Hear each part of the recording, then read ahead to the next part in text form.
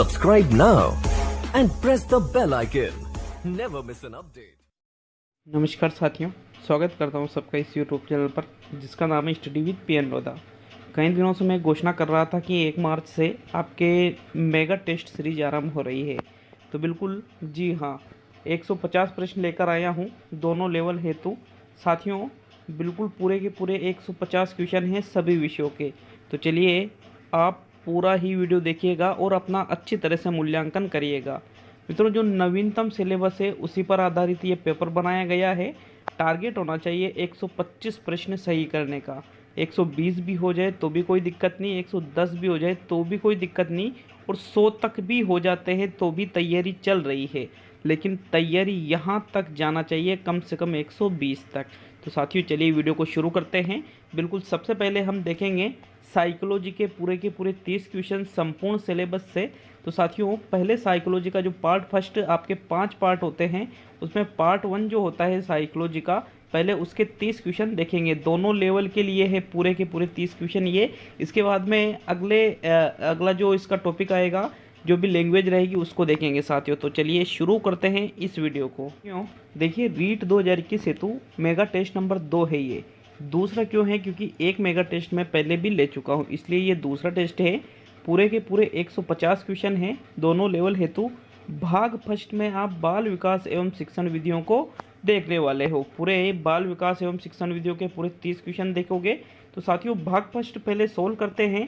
देखिएगा बाल विकास एवं शिक्षण विधियों का जो नवीनतम सिलेबस है, आरबीएससी और एनसीईआरटी के भी प्रश्न इसमें समावेशित किए गए हैं। तो साथियों पहला क्वेश्चन देखेंगे। देखिएगा पहला क्वेश्चन क्या है, ये देखिए प्रश्न नंबर 1 को। प्रश्न पत्र निर्माण से पूर्व ब्लूप्रिंट का निर्माण करना इसलिए उपयोगी है क्योंकि इससे बालक की आवश्यकता का सही मूल्यांकन संभव है, इससे संपूर्ण पाठ्यक्रम की विधि इकाइयों व उनमें विविध उद्देश्यों का संतुलित मापन संभव है, और इससे छात्र के शारीरिक, मानसिक और भावनात्मक विकास का संतुलित मापन संभव है, या इनमें से कोई नहीं।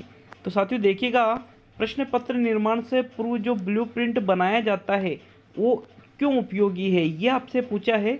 तो पहले क्वेश्चन का राइट आंसर दीजिएगा साथियों। इसका सही आंसर है दूसरा विकल्प, कि इससे संपूर्ण पाठ्यक्रम की जो विधि इकाइयाँ हैं उनमें विविध उद्देश्यों का संतुलित मापन संभव है। क्योंकि जो ब्लूप्रिंट बनाते हो तो आप उसमें कि किन उद्देश्यों की पूर्ति करनी है, कितना अनुपात रखना है, कहाँ से प्रश्न लेना है, ये सभी चीज़ें निर्धारित कर लेते हो। तो विकल्प नंबर 2 ही सही रहेगा प्रश्न 1 में। अभी 149 क्वेश्चन बाकी है आपके। प्रश्न नंबर 2, व्यक्तित्व व्यक्ति के मनोदैहिक व्यवस्थाओं का गत्यात्मक संगठन है जो व्यक्ति का उसके वातावरण से अपूर्व समायोजन का निर्धारण करता है। यह कथन किसका है? आल्पोर्ट का, शेल्डन का, वुडवर्थ का और गिलफोर्ड का। तो साथियों उपरोक्त जो परिभाषा है ये बहुत ही महत्वपूर्ण परिभाषा है, कई बार एग्जामों में अलग अलग एग्जामों में पूछी जा चुकी है, और व्यक्तित्व से संबंधित ये परिभाषा आल्पोर्ट के द्वारा दी गई है। किसके द्वारा दी गई है? आल्पोर्ट के द्वारा। तो विकल्प नंबर 1 सही है दूसरे क्वेश्चन में। नेक्स्ट आते हैं प्रश्न नंबर 3 पर। निम्न में से कौन सी अधिगम की विशेषता नहीं है? पहला है अधिगम का अवलोकन प्रत्यक्ष रूप से किया जाता है। दूसरा है अधिगम व्यवहार में अपेक्षाकृत स्थायी परिवर्तन है। तीसरा है अधिगम प्राणी की अभिवृद्धि है, और चौथा है अधिगम एक लक्ष्योन्मुख प्रक्रिया है। तो साथियों जो विशेषता अधिगम की नहीं है उसको बताना है। मित्रों देखिए अधिगम एक लक्ष्योन्मुख प्रक्रिया भी होती है कि कोई ना कोई लक्ष्य की प्राप्ति हेतु ही हम किसी चीज़ को सीखते हैं। यह व्यवहार में अपेक्षाकृत रूप से स्थायी परिवर्तन भी होता है, लेकिन अधिगम प्राणी की अभिवृद्धि है, ये गलत है। क्योंकि वृद्धि को आप अधिगम नहीं कह सकते साथियों। तो ये कथन गलत है। और अधिगम का अवलोकन प्रत्यक्ष रूप से किया जाता है, प्रत्यक्ष रूप से आप अधिगम का अवलोकन नहीं कर सकते साथियों। तो पहला और तीसरा दोनों ही विकल्प यहाँ सही रहेगा प्रश्न नंबर 3 में। चलिए आगे बढ़ेंगे प्रश्न नंबर 4 पर। आनुवांशिकता की इकाई है क्रोमोसोम, निषेचित अंडा, जीन और युग्मज। तो मित्रों आनुवांशिकता की इकाई कहा जाता है जीन को। किसको कहा जाता है? जीन को ही मित्रों आनुवांशिकता की इकाई कहा जाता है। विकल्प नंबर 1 सही है प्रश्न नंबर 4 में। चलिए आगे बढ़ेंगे प्रश्न नंबर 5 पर। निम्न में से कौन सा सूक्ष्म चलन कौशल का उदाहरण है? सूक्ष्म चलन कौशल। एक होता है स्थूल चलन कौशल और एक होता है सूक्ष्म चलन कौशल। तो जो सूक्ष्म चलन कौशल का उदाहरण है वो बताना है। चढ़ना, कूदना, दौड़ना, लिखना। तो साथियों चढ़ना, कूदना, दौड़ना ये तीनों तो स्थूल चलन कौशल के उदाहरण हैं, जबकि लिखना सूक्ष्म चलन कौशल के उदाहरण के अंतर्गत आ जाता है। चौथा विकल्प सही रहेगा प्रश्न नंबर 5 में। चलिए नेक्स्ट देखेंगे प्रश्न नंबर 6। स्कीमा का मतलब है खंडन क्रियाविधि, अधिगम क्रियाविधि, लंबे समय के याददाश्त में सूचना के संगठित पैकेट्स का एकत्रित होना और शारीरिक प्रतिवाद क्रियाविधि। तो साथियों स्कीमा किसे कहा जाएगा? जीन पियाजे का जो संज्ञानात्मक है उसी संज्ञानात्मक विकास का जो सिद्धांत है उसी के अंतर्गत ये चीज़ पूछी गई है। तो स्कीमा का मतलब होता है लंबे समय के याददाश्त में सूचना के संगठित पैकेट्स का एकत्रित होना। मतलब जो ज्ञान होता है बालक के मस्तिष्क में उसकी संरचना का निर्माण होना ही स्कीमा कहलाता है साथियों। तो छठे प्रश्न में तीसरा विकल्प सही है। चलिए आगे बढ़ेंगे प्रश्न नंबर 7 पर। तो साथियों आपके प्रश्न नंबर 7 है निम्न में से कौन सा स्वलीनता के लक्षण है? स्वलीनता का लक्षण बताना है कमजोर सामाजिक व्यवहार, रूढ़िबद्ध व्यवहार, कमजोर संप्रेषण और ऊपर लिखित सभी। तो साथियों 7वें प्रश्न का जो राइट आंसर है कौन सा रहेगा? बताइए 7वें प्रश्न में कौन सा आंसर है? तो साथियों स्वलीनता की अगर हम बात करें तो इसमें व्यक्ति का कमजोर सामाजिक व्यवहार भी होता है, रूढ़िबद्ध व्यवहार भी होता है और कमजोर संप्रेषण भी होता है। मतलब ऊपर लिखित सभी स्वलीनता के लक्षण है साथियों। चौथा विकल्प सही है 7वें क्वेश्चन में। नेक्स्ट प्रश्न नंबर 8। साथियों 8वां क्वेश्चन है इम्पोर्टेंट, स्टार लगा लीजिए इस क्वेश्चन को। एक विशेष स्तर पर बच्चे मौलिक तर्क करना शुरू कर देते हैं तथा सभी प्रश्नों के जवाब जानना चाहते हैं। पियाजे ने इसे अंतर्ज्ञान कहा है। पियाजे के अनुसार निम्न में से कौन से चरण का यह अर्थ है? पूर्व संचालन, साकार संचालन, औपचारिक संचालन और इनमें से कोई नहीं। अब होगा क्या साथियों? इसमें आप लगाओगे दूसरा या तीसरा विकल्प। कौन सा लगाओगे? दूसरा या तीसरा विकल्प। लेकिन इसका राइट आंसर है पूर्व संचालन। कैसे मैं आपको बताता हूँ, एक बार आप अच्छी तरह से सुन लीजिए। पूर्व संचालन की अवस्था होती है 2 से 7 वर्ष। जब बालक 4 से 7 वर्ष के बीच में होता है तब उसे अवस्था को अंतर्ज्ञान की अवस्था कहा जाता है। क्या कहा जाता है उसको? अंतर्ज्ञान की अवस्था उसको कहते हैं। साथियों ये जो क्वेश्चन है वो बिल्कुल RBSC और NCERT क्लास 11 की बुक में बखूबी लिखा हुआ है अच्छी तरह से। कक्षा 11वीं RBSC की बुक में भी और कक्षा 11वीं NCERT की बुक में भी अच्छी तरह से लिखा हुआ है कि एक विशेष स्तर पर बच्चे मौलिक तर्क करना शुरू कर देते हैं और सभी प्रश्नों के जवाब जानना चाहते हैं। और पियाजे ने इसे क्या कहा है? अंतर्ज्ञान। तो अंतर्ज्ञान की अवस्था है 4 से 7 वर्ष की, इसलिए पूर्व संचालन के अंतर्गत ये आ जाता है। तो 100 ये जो प्रश्न नंबर 8 है इसमें कन्फ्यूजन कहाँ पे होता है? मौलिक तर्क। ये मौलिक तर्क करना शुरू कर देना, ये पूर्व आप साकार संचालन या औपचारिक पे चले जाते हो, लेकिन यहाँ एक शब्द आ रहा है अंतर्ज्ञान। तो अंतर्ज्ञान 4 से 7 के बीच की अवस्था को ही पियाजे ने बताया है, इसलिए यहाँ पर मैं आपको आंसर बता रहा हूँ प्रथम विकल्प प्रश्न नंबर 8 में। वैसे आप हमें कमेंट करके बता सकते हैं कि आप अगर जो इसका राइट आंसर दूसरा या तीसरा बताते हो तो आपका कौन सा आधार रहेगा आंसर बताने का, वो आप हमें कमेंट करके बता सकते हैं साथियों। चलिए 9वां क्वेश्चन देखेंगे।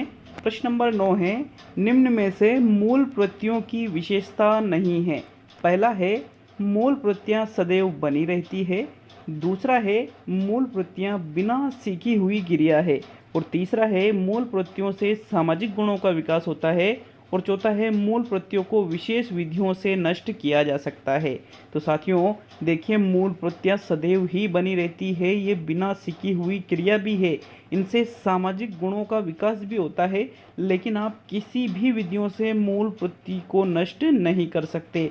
इसलिए चौथा विकल्प यहाँ सही रहेगा प्रश्न नंबर 9 में, क्योंकि क्या पूछ रहे हैं? मूल प्रवृत्ति की विशेषता नहीं है। तो जो चौथा विकल्प है ये मूल प्रवृत्ति की विशेषता नहीं है साथियों।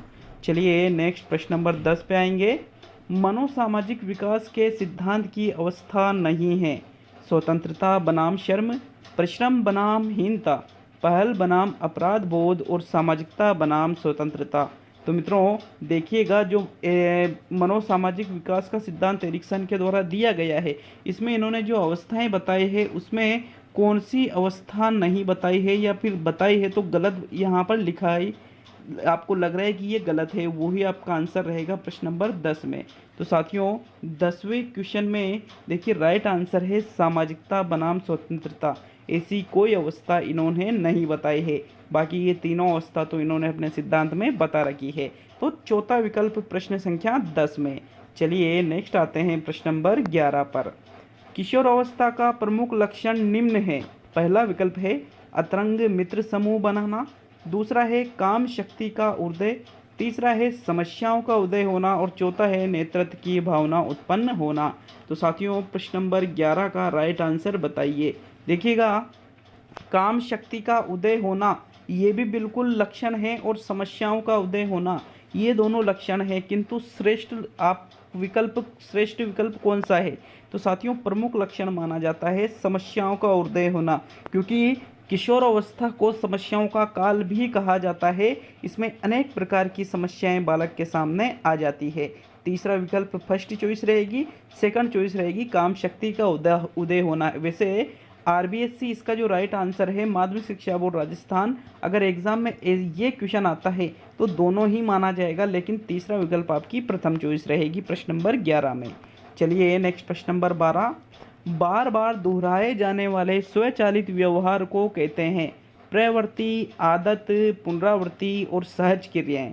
तो साथियों बार बार किसी व्यवहार को आप दोहराते हो और वो व्यवहार कैसा है? स्वचालित, मतलब ऑटोमेटिक होता ही रहता है, तो उसको हम कहते हैं आदत। क्या कहते हैं साथियों? उसको आदत के नाम से जाना जाता है। प्रश्न नंबर 12 में आपका दूसरा विकल्प बिल्कुल सही है। आदत के लिए हम किसी चीज़ को सोचते नहीं हैं, अगर किसी चीज़ की हमारे आदत पड़ी हुई है तो फिर वो स्वचालित अपने आप होता ही रहेगा साथियों। हम उस पर ज़्यादा ध्यान नहीं देंगे, लेकिन फिर भी उस कार्य को बड़ी आसानी से कर देंगे, तो इसको कहते हैं आदत। जैसे एक जो ड्राइवर होता है, तो जैसे ही उसके सामने कोई संकेत आता है दुर्घटना से संबंधित, तो वो तुरंत वो ब्रेक लगा देता है, वो सोचता नहीं है, उसकी आदत पड़ी हुई है उस चीज़ की। तो ऐसे स्वचालित व्यवहार को ऑटोमेटिक उसका पैर कहाँ पे जाएगा? ब्रेक पे जाएगा साथियों, तो इसको ही आदत कहा जाएगा। दूसरा विकल्प सही है प्रश्न 12 में। चलिए नेक्स्ट प्रश्न नंबर 13। वुडवर्थ के अनुसार विकास वंशानुक्रम व वातावरण का जोड़ है, जीन की सक्रियता से होने वाला परिणाम है, गुणसूत्र का विकसित रूप है और वंशानुक्रम व वातावरण का गुणनफल या वंशानुक्रम या वातावरण की अंतः क्रिया का परिणाम है। तो साथियों वुडवर्थ ने विकास के बारे में क्या कहा है? साथियों वुडवर्थ का कहना है कि जो बालक का विकास है वो वंशानुक्रम और वातावरण का गुणनफल या वंशानुक्रम या वातावरण की अंतः क्रिया का परिणाम होता है। चौथा विकल्प सही है 13वें क्वेश्चन में। नेक्स्ट देखेंगे प्रश्न नंबर 14।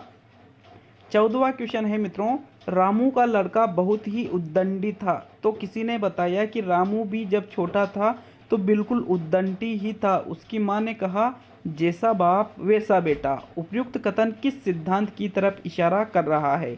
प्रतिगमन का सिद्धांत, विभिन्नता का सिद्धांत, समानता का सिद्धांत और बीज कोश की निरंतरता का सिद्धांत। देखिए यहाँ पर माता पिता के समान गुण ही यदि संतति में उत्पन्न हो जाते हैं तो वो फिर समानता का लक्षण कहलाता है साथियों। समानता का सिद्धांत ही उसको कहेंगे। तीसरा विकल्प आपका सही रहेगा प्रश्न नंबर 14 में।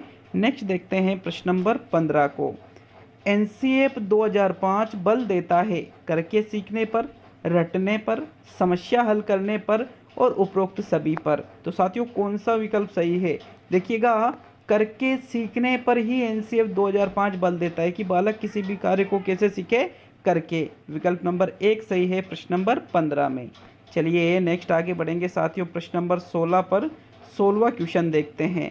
16वां क्वेश्चन है अधिगम अक्षमता के संप्रत्यय को ज्ञात करने वाले मनोवैज्ञानिक है सैमुअल कर्क, स्टेनले होल, पावलोव और आलपोर्ट।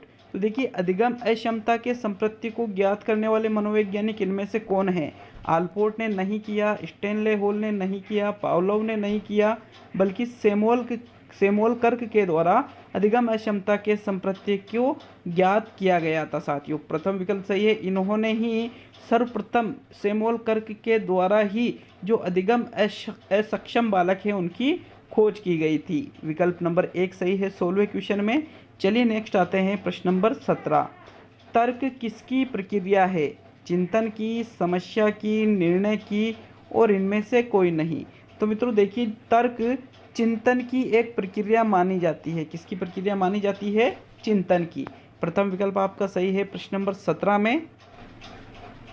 तो साथियों आगे बढ़ते हैं प्रश्न नंबर 18 पर। 18वां क्वेश्चन है, निम्न में से कौन सा सूक्ष्म गतिक कौशल का उदाहरण है? चढ़ना, फुदकना, दौड़ना और मुस्कुराना। तो साथियों देखिए यहाँ पर चढ़ना, दौड़ना, फुदकना तीनों ही ये स्थूल गतिक कौशल के उदाहरण है। एक क्वेश्चन पहले भी इसका लिया था। और यहाँ पर जो मुस्कुराना है ये सूक्ष्म गतिक कौशल का उदाहरण है साथियों। चौथा विकल्प सही रहेगा आपका प्रश्न नंबर 18 में। चलिए नेक्स्ट देखेंगे प्रश्न नंबर 19 को। 19वां क्वेश्चन है, निम्न में से कौन सी विशेषता परिपक्वता को अधिगम से अलग करती है? पहला विकल्प, यह एक स्वाभाविक प्रक्रिया है। दूसरा है यह अभ्यास पर निर्भर करती है। तीसरा है यह प्रेरकों पर निर्भर करती है। और चौथा है यह जीवन पर्यंत चलने वाली प्रक्रिया है। तो मित्रों देखिए उस विशेषता का चयन कीजिए जो परिपक्वता को अधिगम से अलग करती है। तो परिपक्वता क्या जीवन पर्यंत चलने वाली प्रक्रिया है? नहीं है साथियों। परिपक्वता क्या अभ्यास पर निर्भर करती है? नहीं, बल्कि यह एक स्वाभाविक प्रक्रिया, नेचुरल, सभी में परिपक्वता आना ही आना होता है साथियों। तो यह एक स्वाभाविक प्रक्रिया है। ये विशेषता परिपक्वता को अधिगम से अलग करती है। प्रथम विकल्प सही है प्रश्न नंबर 19 में। नेक्स्ट प्रश्न नंबर 20, निम्न में से कौन सा उदाहरण बंडूरा के अवलोकन आधारित अधिगम का नहीं है? छात्रों द्वारा केंचुए के विच्छेदन को सीखना, क्रिकेट का उत्साह, सामाजिक अध्ययन के प्रति नापसंदगी और स्कूल की घंटी बजने पर अपने बस्ते बंद कर लेना। तो साथियों देखिएगा, स्कूल की घंटी के बजने पर अपने बस्ते को बंद कर लेना, कोई छात्र ऐसा करता है तो वो अनुबंधन का उदाहरण है। पावलोव का जो अनुबंधन का सिद्धांत है, प्राचीन अनुबंधन का, ये उसका उदाहरण हो जाएगा फिर। तो चौथा विकल्प सही है प्रश्न संख्या 20 में। चलिए नेक्स्ट देखते हैं प्रश्न नंबर 21 को। पृथक कक्षाओं एवं संवर्धन कार्यक्रमों का प्रयोग शिक्षा के लिए किया जाता है। प्रतिभाशाली बालकों की शिक्षा के लिए, निम्न शैक्षिक उपलब्धि बालकों के लिए, दोनों के लिए या इनमें से कोई नहीं। तो मित्रों जो पृथक कक्षाओं का पृथक कक्षाएं एवं संवर्धन कार्यक्रमों का प्रयोग है, तो यहाँ एक शब्द आ रहा है संवर्धन कार्यक्रम। संवर्धन कार्यक्रम का साथ मतलब ये सिर्फ प्रतिभाशाली बालकों के लिए ही किया जाता है। किनके लिए? ओनली प्रतिभाशाली बालकों के लिए। तो विकल्प नंबर 1 सही है प्रश्न नंबर 21 में। चलिए नेक्स्ट प्रश्न देखेंगे 22। 22वां क्वेश्चन है, TAT कार्ड का उपयोग करके उपलब्धि अभिप्रेरणा का मापन निम्न में से किस उपागम का उदाहरण है? उद्दीपक अनुक्रिया उपागम का उदाहरण है, या इसका सेकंड विकल्प थोड़ा इधर आ गया साथियों, दूसरा है उद्दीपक अनुक्रिया, तो पहला था इसका, दूसरा उदाहरण उद्दीपक अनुक्रिया उद्दीपक उपागम का उदाहरण है, अनुक्रिया अनुक्रिय उपागम का उदाहरण है, और उद्दीपक प्राणी अनुक्रिया उपागम का उदाहरण है। साथियों प्रश्न नंबर 22 में राइट आंसर दीजिएगा। साथियों इसको कहा जाता है उद्दीपक प्राणी अनुक्रिया उपागम का उदाहरण, क्योंकि वहाँ पर कार्ड का प्रयोग करके उपलब्धि का मापन कर रहे हैं प्राणी के ऊपर। तो ऐसा थोड़ी है कि कार्ड पशु पक्षियों को दिखाओगे, नहीं, प्राणी को ही दिखाओगे, मनुष्य को ही। तो उद्दीपक तो कार्ड, प्राणी उस पर अनुक्रिया करेगा। तो उद्दीपक प्राणी अनुक्रिया उपागम, चौथा विकल्प सही है 22 में। नेक्स्ट प्रश्न नंबर 23, उपलब्धि परीक्षण का अंतिम सोपान कौन सा है? समस्या का चुनाव करना, समय का निर्धारण करना, नील पत्र बनाना और अंक तालिका निर्माण करना। तो साथियों उपलब्धि परीक्षण का अंतिम सोपान बताएगा 23 में। साथियों उपलब्धि परीक्षण के अंतिम सोपान में अंक तालिका का निर्माण किया जाता है। किसका? अंक तालिका। भाई चुनाव तो पहले करेंगे, समय निर्धारण भी पहले करेंगे, नील पत्र भी पहले बनाएंगे, लेकिन अंक तालिका सबसे बाद में बनाई जाती है। तो 23 में चौथा विकल्प सही है साथियों। चलिए नेक्स्ट प्रश्न नंबर 24, 24वां क्वेश्चन, निम्न में से कौन सी बुद्धि की विशेषता नहीं है? पहला विकल्प है बुद्धि कई क्षमताओं का योग है। दूसरा है बुद्धि की मदद से व्यक्ति उद्देश्यपूर्ण कार्य करता है। तीसरा है समस्या समाधान हेतु व्यक्ति बुद्धि से उत्पन्न सूझ का सहारा लेता है। और चौथा है बुद्धि से व्यक्ति अविवेकपूर्ण चिंतन भी कर सकते हैं।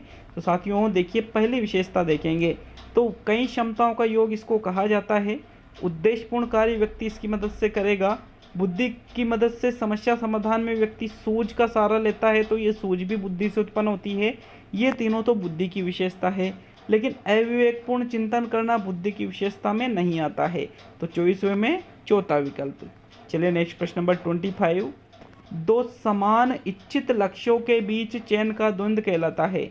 उपागम उपागम द्वंद्व, उपागम परिहार द्वंद्व, परिहार परिहार द्वंद्व और परिहार उपागम द्वंद्व। तो साथियों 25 में देखिए, दो समान इच्छित लक्ष्यों के बीच चयन का द्वंद्व, मतलब जिनको आप चाहते हो कि हमें ये प्राप्त हो, इच्छित मतलब जिसको प्राप्त करने की आपकी खुद की इच्छा है, उनके बीच भी अगर आपको चयन करने का द्वंद्व है तो दोनों को चाहते हो तो उसको उपागम उपागम द्वंद्व के नाम से जाना जाएगा। विकल्प नंबर 1 सही है 25 में। और परिहार परिहार में दोनों को नहीं चाहते हैं फिर भी चुनना पड़ता है, तो परिहार परिहार दोनों को चाहते हैं तो उपागम उपागम। प्रथम विकल्प सही है 25 में। चलिए नेक्स्ट प्रश्न नंबर 26। रंगों का प्रत्यक्षण कर पाने में अक्षमता कहलाती है। रंग अंधता, वर्णांधता, दूरदृष्टि दोष और निकट दृष्टि दोष। तो साथियों अगर कोई बालक रंगों का प्रत्यक्षण कर पाने में असक्षम है तो फिर साइकोलॉजी की भाषा में उसको कलर ब्लाइंडनेस मतलब वर्णांधता के नाम से जाना जाता है। दूसरा विकल्प सही है 26 में। चलिए नेक्स्ट प्रश्न नंबर 27। 27वां क्वेश्चन है, सोच समझ, विभेदन क्षमता, समस्या समाधान योग्यता, प्रभावी संप्रेषण इत्यादि की क्षमता के अंतर्गत आते हैं। संज्ञानात्मक क्षमता के, सामाजिक क्षमता के, सांवेगिक क्षमता के या उद्यमी क्षमता के। तो मित्रों देखिए, सोच समझ है, विभेदन क्षमता है, विभेद करना, समस्या का समाधान करना, प्रभावी संप्रेषण करना, तो ये सभी चीज़ें संज्ञानात्मक क्षमता के अंतर्गत आ जाती है। 27 में आपका प्रथम विकल्प सही है साथियों। नेक्स्ट प्रश्न नंबर 28। मित्रों देखिए प्रश्न नंबर 28 बुद्धि परीक्षणों के अनुप्रयोग से संबंधित कथन नहीं है। पहला है सामान्य बौद्धिक स्तर का आकलन होता है, दूसरा है शैक्षिक सफलता का पूर्व कथन, तीसरा है छात्रों को बुद्धि लब्धि के आधार पर अलग अलग बिठाने में, और चौथा है मानसिक अस्पताल या उपचार गृहों में नैदानिक मूल्यांकन करने में। तो साथियों यहाँ पर देखिए बुद्धि परीक्षणों का अनुप्रयोग, अनुप्रयोग का मतलब होता है उपयोगी। क्या होता है? उपयोग। तो उपयोग से संबंधित कथन कौन सा नहीं है? देखिए ये तो उपयोग से संबंधित कथन है कि सामान्य बौद्धिक स्तर का आकलन कर सकते हो, शैक्षिक सफलता का पूर्व कथन कर सकते हो, मानसिक अस्पताल और उपचार गृह, ये वाला गृह लिखा था, में नैदानिक मूल्यांकन करने में है। लेकिन छात्रों को आप उनकी बुद्धि लब्धि के आधार पर अलग अलग बिठाओगे तो ये तो अनुपयोग हुआ, अनुप्रयोग नहीं हुआ, फिर ये तो अनुपयोग हो गया, तो ये तो अनुपयोग से संबंधित हो गया साथियों, ये अनुप्रयोग से संबंधित नहीं है। तो 28 में तीसरा विकल्प। चलिए नेक्स्ट प्रश्न नंबर 29 पर आते हैं मित्रों। प्रश्न नंबर 29 पूर्व अनुभव के आधार पर संवेदना को अर्थ प्रदान करना कहलाता है। संवेदना, प्रत्यक्ष ज्ञान, अभिप्रेरणा और कल्पना। तो आपके जो पूर्व अनुभव है उसके आधार पर संवेदना को अर्थ प्रदान करते हैं तो उसको हम कहते हैं प्रत्यक्ष ज्ञान। क्या कहते हैं साथियों? प्रत्यक्ष ज्ञान कहते हैं। 29 में दूसरा विकल्प सही है।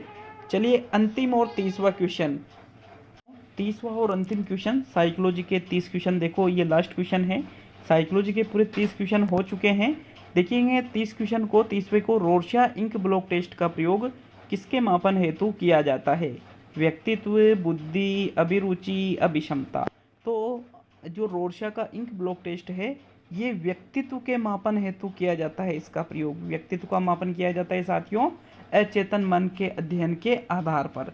तो विकल्प नंबर 1 सही है प्रश्न नंबर 30 में। तो हमने पार्ट 1 तो सोल्व कर लिया जिसमें साइकोलॉजी के आपने 30 क्वेश्चन किए साथियों। अब इसका जो पार्ट 2 आता है, पार्ट 2 है हिंदी भाषा फर्स्ट। जिसके हिंदी भाषा 2 है वो भी इसको जरूर करिएगा क्योंकि इसमें भी शिक्षण विधियां हैं और इसमें भी व्याकरण है। तो आपके चाहे लैंग्वेज 2 हिंदी हो या लैंग्वेज फर्स्ट हिंदी हो, इस भाग को आप जरूर करें। तो चलिए 30 क्वेश्चन इसके भी देखते हैं। पहला क्वेश्चन है क्रिया से भाववाचक संज्ञा बनी है, भीतरी, चढ़ाई, कड़ाई और माधुर्य। तो साथियों क्रिया से भाववाचक संज्ञा कौन सी बनी है? प्रश्न नंबर 31 में राइट आंसर बताइएगा। देखिए एक एक शब्द को अच्छी तरह से देखिएगा मित्रों, राइट आंसर आपका कौन सा रहेगा। तो प्रश्न नंबर जो 31 मतलब हिंदी का जो पहला क्वेश्चन है साथियों, उसमें आपके राइट आंसर है दूसरा विकल्प। क्योंकि जो चढ़ाई शब्द है इसका मूल शब्द क्या है, चढ़ना, और चढ़ना क्या है, क्रिया है, तो क्रिया से ये भाववाचक बना है। बाकी एक शब्द है भीतर, तो भीतर तो एक अव्यय शब्द है। एक शब्द है कढ़ाई, कढ़ाई तो कोई भाववाचक संज्ञा है नहीं, क्योंकि कढ़ाई तो एक वस्तु का नाम है। और एक शब्द है माधुर्य, माधुर्य बना है मधुर से, तो साथियों ये जो मधुर है ये विशेषण है, तो इसलिए चढ़ाई आपका राइट आंसर रहेगा 31 में। चलिए नेक्स्ट प्रश्न नंबर 32। देखिए ये जो कढ़ाई है वो वाली कढ़ाई बुनाई वाली बात नहीं है, ये कढ़ाई बर्तन वाली जो होती है उसकी बात की जा रही है यहाँ पर। चलिए नेक्स्ट प्रश्न नंबर 32। हवा और आग शब्द उदाहरण है, एक वचन के, बहुवचन के, द्विवचन के और सभी के।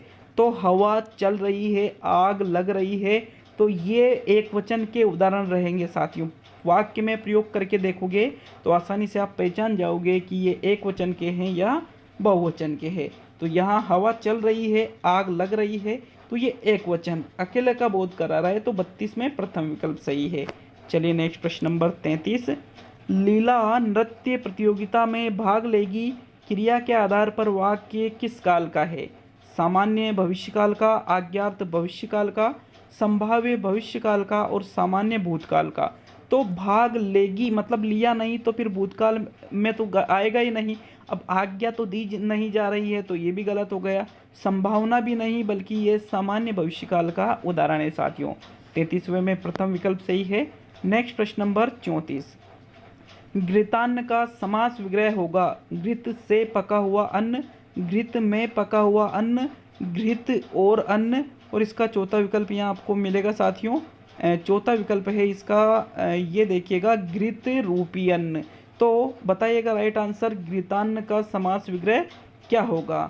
तो प्रश्न नंबर यहाँ पर 34 में मित्रों देखिए जो घृतान्न शब्द है इसका समास विग्रह की बात करें तो घृत में पका हुआ अन्न ही कहलाता है घृतान्न। दूसरा विकल्प अधिकरण तत्पुरुष समास का उदाहरण है, अधिकरण में पेपर, अधिकरण तत्पुरुष समास का ये उदाहरण है 34 में। चलिए नेक्स्ट प्रश्न नंबर 35 पाएंगे साथियों। प्रश्न नंबर 35 तो देखेंगे प्रश्न नंबर 35 को। ये देखिएगा प्रश्न नंबर 35, निम्न में से किस विकल्प के उपसर्ग और मूल शब्द सही सही अलग नहीं हो रहे हैं। अनु प्लस इक्षण अन्वीक्षण, ना प्लस आस्तिक नास्तिक, परि प्लस इच्छा परीक्षा और सम प्लस कल्प संकल्प। तो साथियों राइट आंसर बताइएगा। देखिए अनु प्लस इक्षण अन्वीक्षण बिल्कुल होता है, सम प्लस कल्प संकल्प बिल्कुल होता है, लेकिन ये जो परि प्लस इच्छा है यहाँ पर जो इच्छा लिखा जाता है वो बड़ी की मात्रा होती है, एक तो ये गलत हो गया। और एक शब्द है ना प्लस आस्तिक नहीं होता है बल्कि यहाँ होता है न प्लस आस्तिक, मतलब दूसरा विकल्प भी सही है और तीसरा विकल्प भी सही है प्रश्न नंबर 35 में। क्लियर है, यहाँ पर न आना चाहिए और यहाँ पर ई की मात्रा, तो ये दोनों गलत हो गए, फिर ये सही सही अलग नहीं हो रहे हैं साथियों। दूसरा और तीसरा दोनों विकल्प सही है 35 में। चलिए नेक्स्ट प्रश्न नंबर 36, कृदंत प्रत्यय का उदाहरण है खिलौना, ठकुराइन, लड़कपन और बुढ़ापा। तो कृदंत प्रत्यय देखो दो तरह के प्रत्यय होते हैं, उसमें यहाँ पर पूछा है कृदंत प्रत्यय। तो प्रश्न नंबर 36 में राइट आंसर बताइए कौन से विकल्प में कृदंत प्रत्यय का उदाहरण दिया गया है साथियों। देखिए कृदंत प्रत्यय क्या होते हैं, यहाँ पर ठकुराइन में मूल शब्द क्या है ठाकुर, बुढ़ापा में मूल शब्द क्या है बूढ़ा, लड़कपन में मूल शब्द क्या है लड़का। तो ये तीनों ही शब्द संज्ञा शब्द है साथियों। और खिलौना में मूल शब्द क्या है खेलना, तो खेलना क्या है क्रिया, तो वह प्रत्यय जो क्रिया या धातु के अंत में लगते हैं उनको कहते हैं कृदंत प्रत्यय। विकल्प नंबर 1 सही है 36वें में। चलिए नेक्स्ट देखेंगे प्रश्न नंबर 37, अशुद्ध विलोम युग्म नहीं है विषाद का शोक, मान का सम्मान, उन्मूलन का रोपण और सामान्य का साधारण। तो सामान्य और साधारण दोनों एक ही चीज़ होती है, मान और सम्मान दोनों एक ही चीज़ होती है। अब इनमें से कौन सा अशुद्ध नहीं है, पहला या तीसरा, राइट आंसर बताइए प्रश्न नंबर 37 में। तो साथियों देखिए प्रश्न नंबर 37 की अगर हम बात करें तो सामान्य और साधारण ये अशुद्ध विलोम युग्म ये तो है, मान सम्मान तो ये भी अशुद्ध विलोम युग्म है, लेकिन विषाद और शोक ये भी अशुद्ध विलोम युग्म है, क्योंकि विषाद और शोक भी एक ही चीज़ होती है, लेकिन उन्मूलन का रोपण ही होता है, ये अशुद्ध विलोम युग्म नहीं है साथियों। तो तीसरा विकल्प सही रहेगा प्रश्न नंबर 37 में।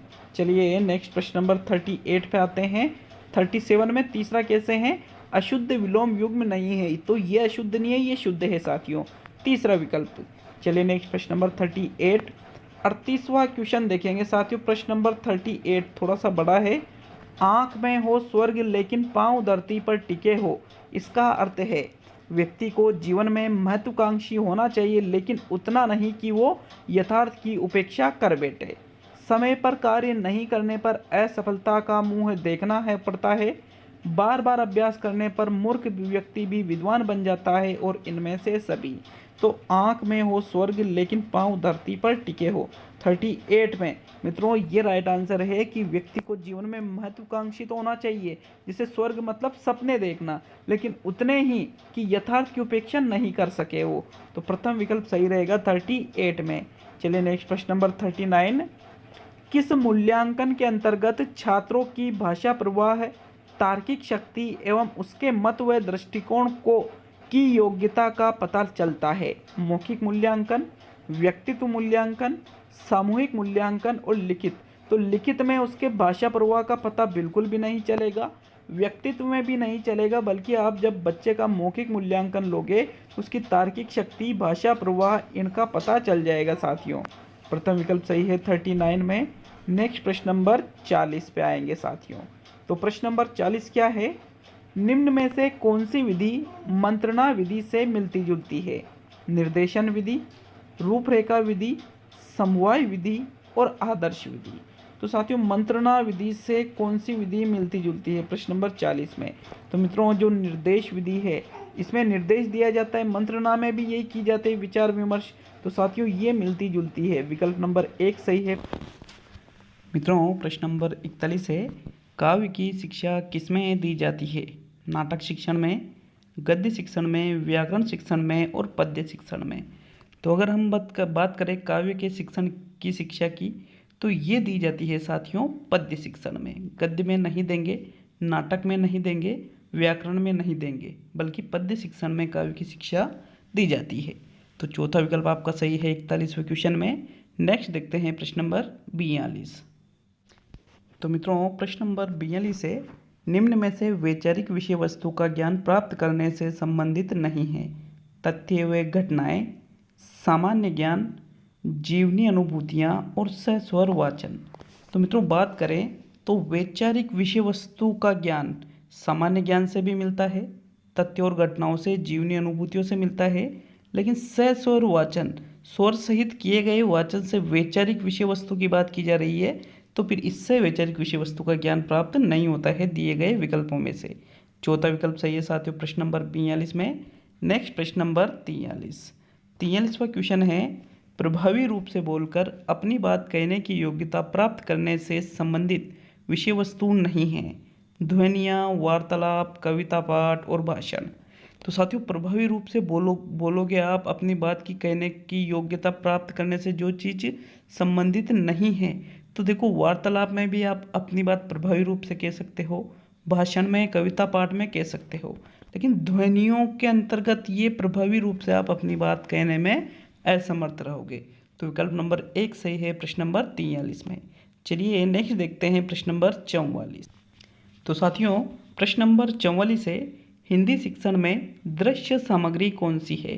सितार, अध्यापक का आदर्श वाचन, कार्ड पर चित्रित वर्णमाला और उपयुक्त सभी। तो देखिए सितार तो आपके श्रव्य सामग्री है, अध्यापक आदर्श वाचन करेगा, छात्र सुनेंगे, तो ये भी श्रव्य के अंतर्गत आ जाएगी, लेकिन कार्ड पर चित्रित वर्णमाला तो फिर ये दृश्य सामग्री में आएगी साथियों। विकल्प नंबर 3 सही है प्रश्न नंबर 44 में।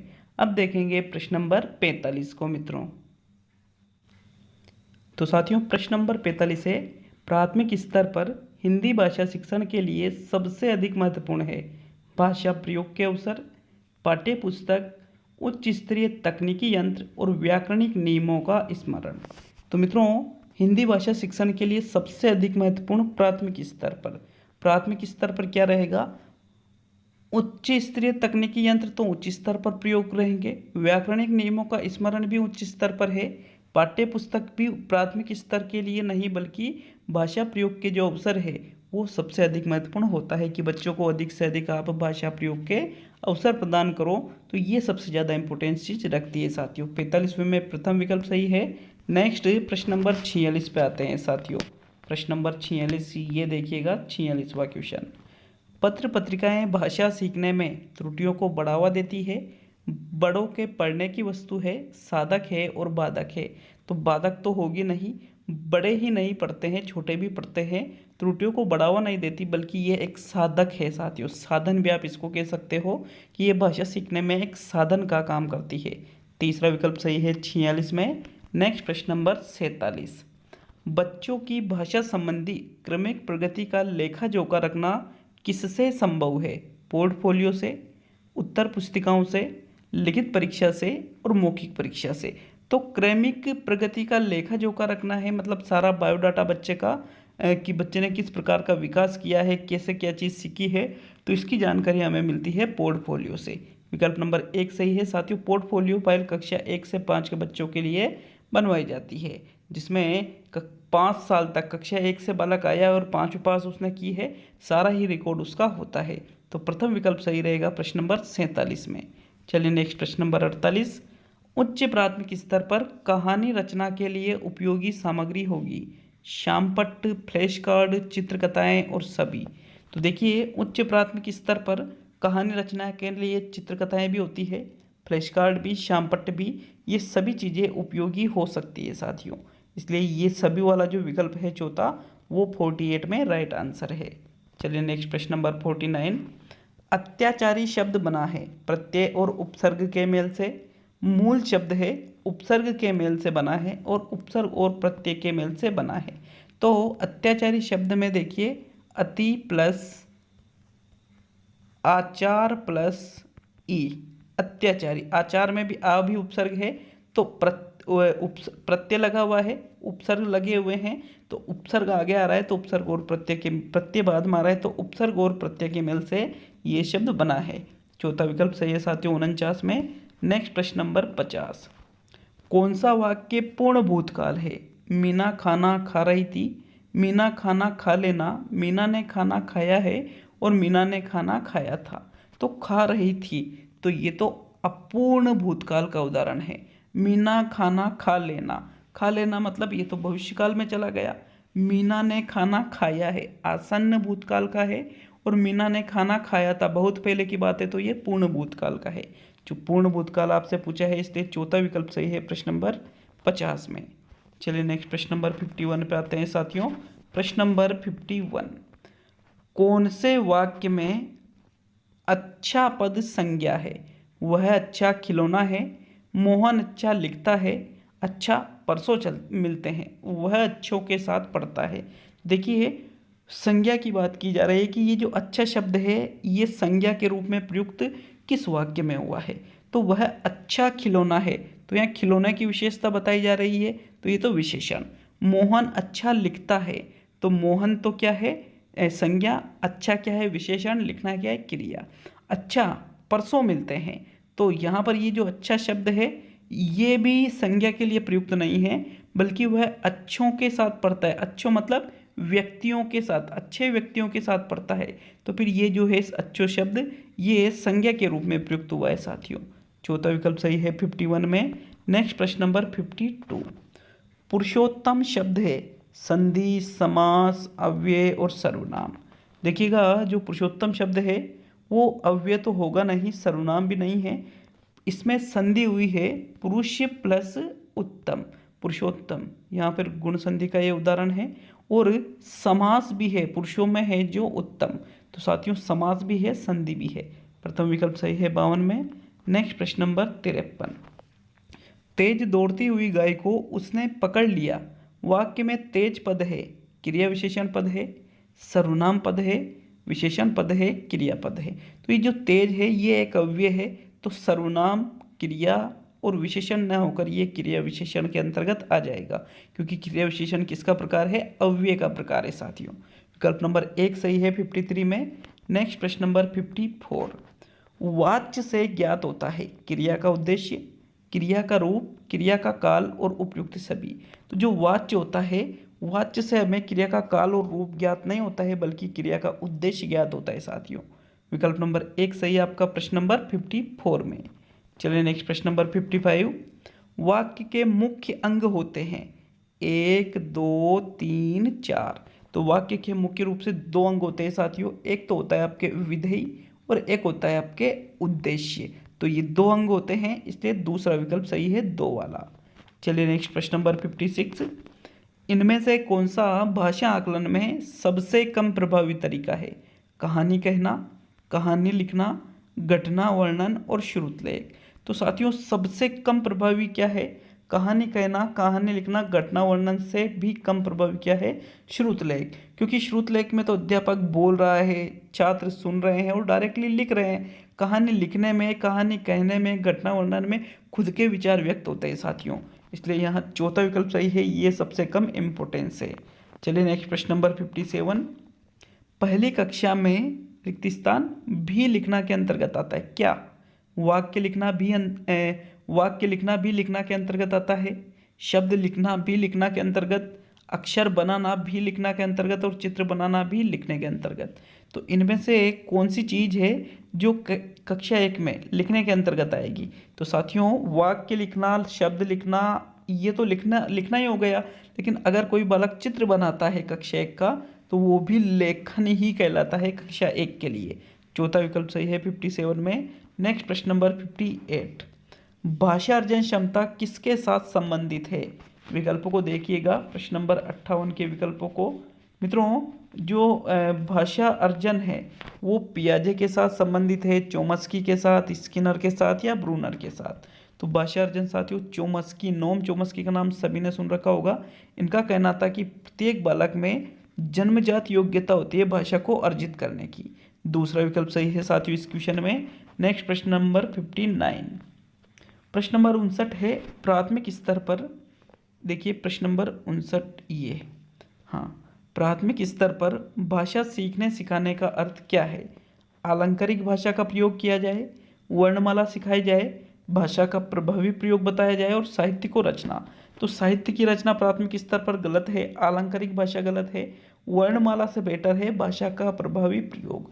क्योंकि साथियों अगर बच्चा भाषा का प्रभावी रूप से प्रयोग कर रहा है तो फिर वर्णमाला उतनी इंपॉर्टेंस नहीं रखती है साथियों। इसलिए तीसरा विकल्प सही है प्रश्न नंबर 59 में। चलिए इस पार्ट का अंतिम और 60वां क्वेश्चन। पढ़ने की प्रक्रिया में सर्वाधिक महत्वपूर्ण है प्रवाह है, अक्षर ज्ञान, अर्थ और गति। तो साथियों गति, प्रवाह, अक्षर ज्ञान उतने इंपॉर्टेंस नहीं जितना अर्थ। जैसे पढ़ रहे हैं अक्षर ज्ञान भी है, गति भी है, प्रवाह भी है, लेकिन अगर हमने को अर्थ ही पता नहीं है तो फिर उस चीज़ का कुछ मतलब नहीं निकलता है। तीसरा विकल्प सही है 60वें क्वेश्चन में। तो साथियों 2 भाग हम कर चुके हैं। साइकोलॉजी के 30 क्वेश्चन किए, हिंदी के हमने 30 क्वेश्चन किए। जिसकी हिंदी लैंग्वेज फर्स्ट थी या लैंग्वेज सेकंड थी उसको ये भी पार्ट करना था। अब तीसरे पार्ट की अगर हम बात करें तो तीसरा पार्ट यहाँ पर लिया है मैंने संस्कृत भाषा सेकंड। तो साथियों जिसके संस्कृत भाषा फर्स्ट है या सेकंड है, लेवल 1 से है वो या लेवल 2 से है, उसके लिए बहुत ही इम्पोर्टेंट है ये 30 क्वेश्चन। तो प्रश्न नंबर 61 से लेकर के 90 तक हम संस्कृत के प्रश्नों को हल करेंगे। तो चलिए प्रश्न नंबर 61 देखेंगे। मालिनी छंदसी कति वर्णा सन्ति? चतुर्दश वर्णा है, पंचदश वर्णा है, अष्टादश वर्णा है और सप्तदश वर्णा। मतलब मालिनी छंद में कितने वर्ण होते हैं प्रत्येक चरण में? राइट आंसर बताना है साथियों प्रश्न नंबर 61 में।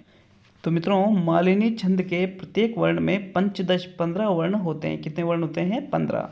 दूसरा विकल्प सही है प्रश्न नंबर 61 में। नेक्स्ट प्रश्न नंबर 62। प उच्चारण स्थानम अस्ति। जो प वर्ण है इसका उच्चारण स्थान क्या होता है? मुर्दा है, दंता है, कंठ है और ओष्ठ है। तो उपदिनाम ओष्ठ है। चौथा विकल्प सही है साथियों प्रश्न नंबर 62 में। ज़्यादा बड़ा टेस्ट बनाऊंगा नहीं, पूरे 150 क्वेश्चन का टेस्ट 1.5 घंटे में आप कर दोगे साथियों।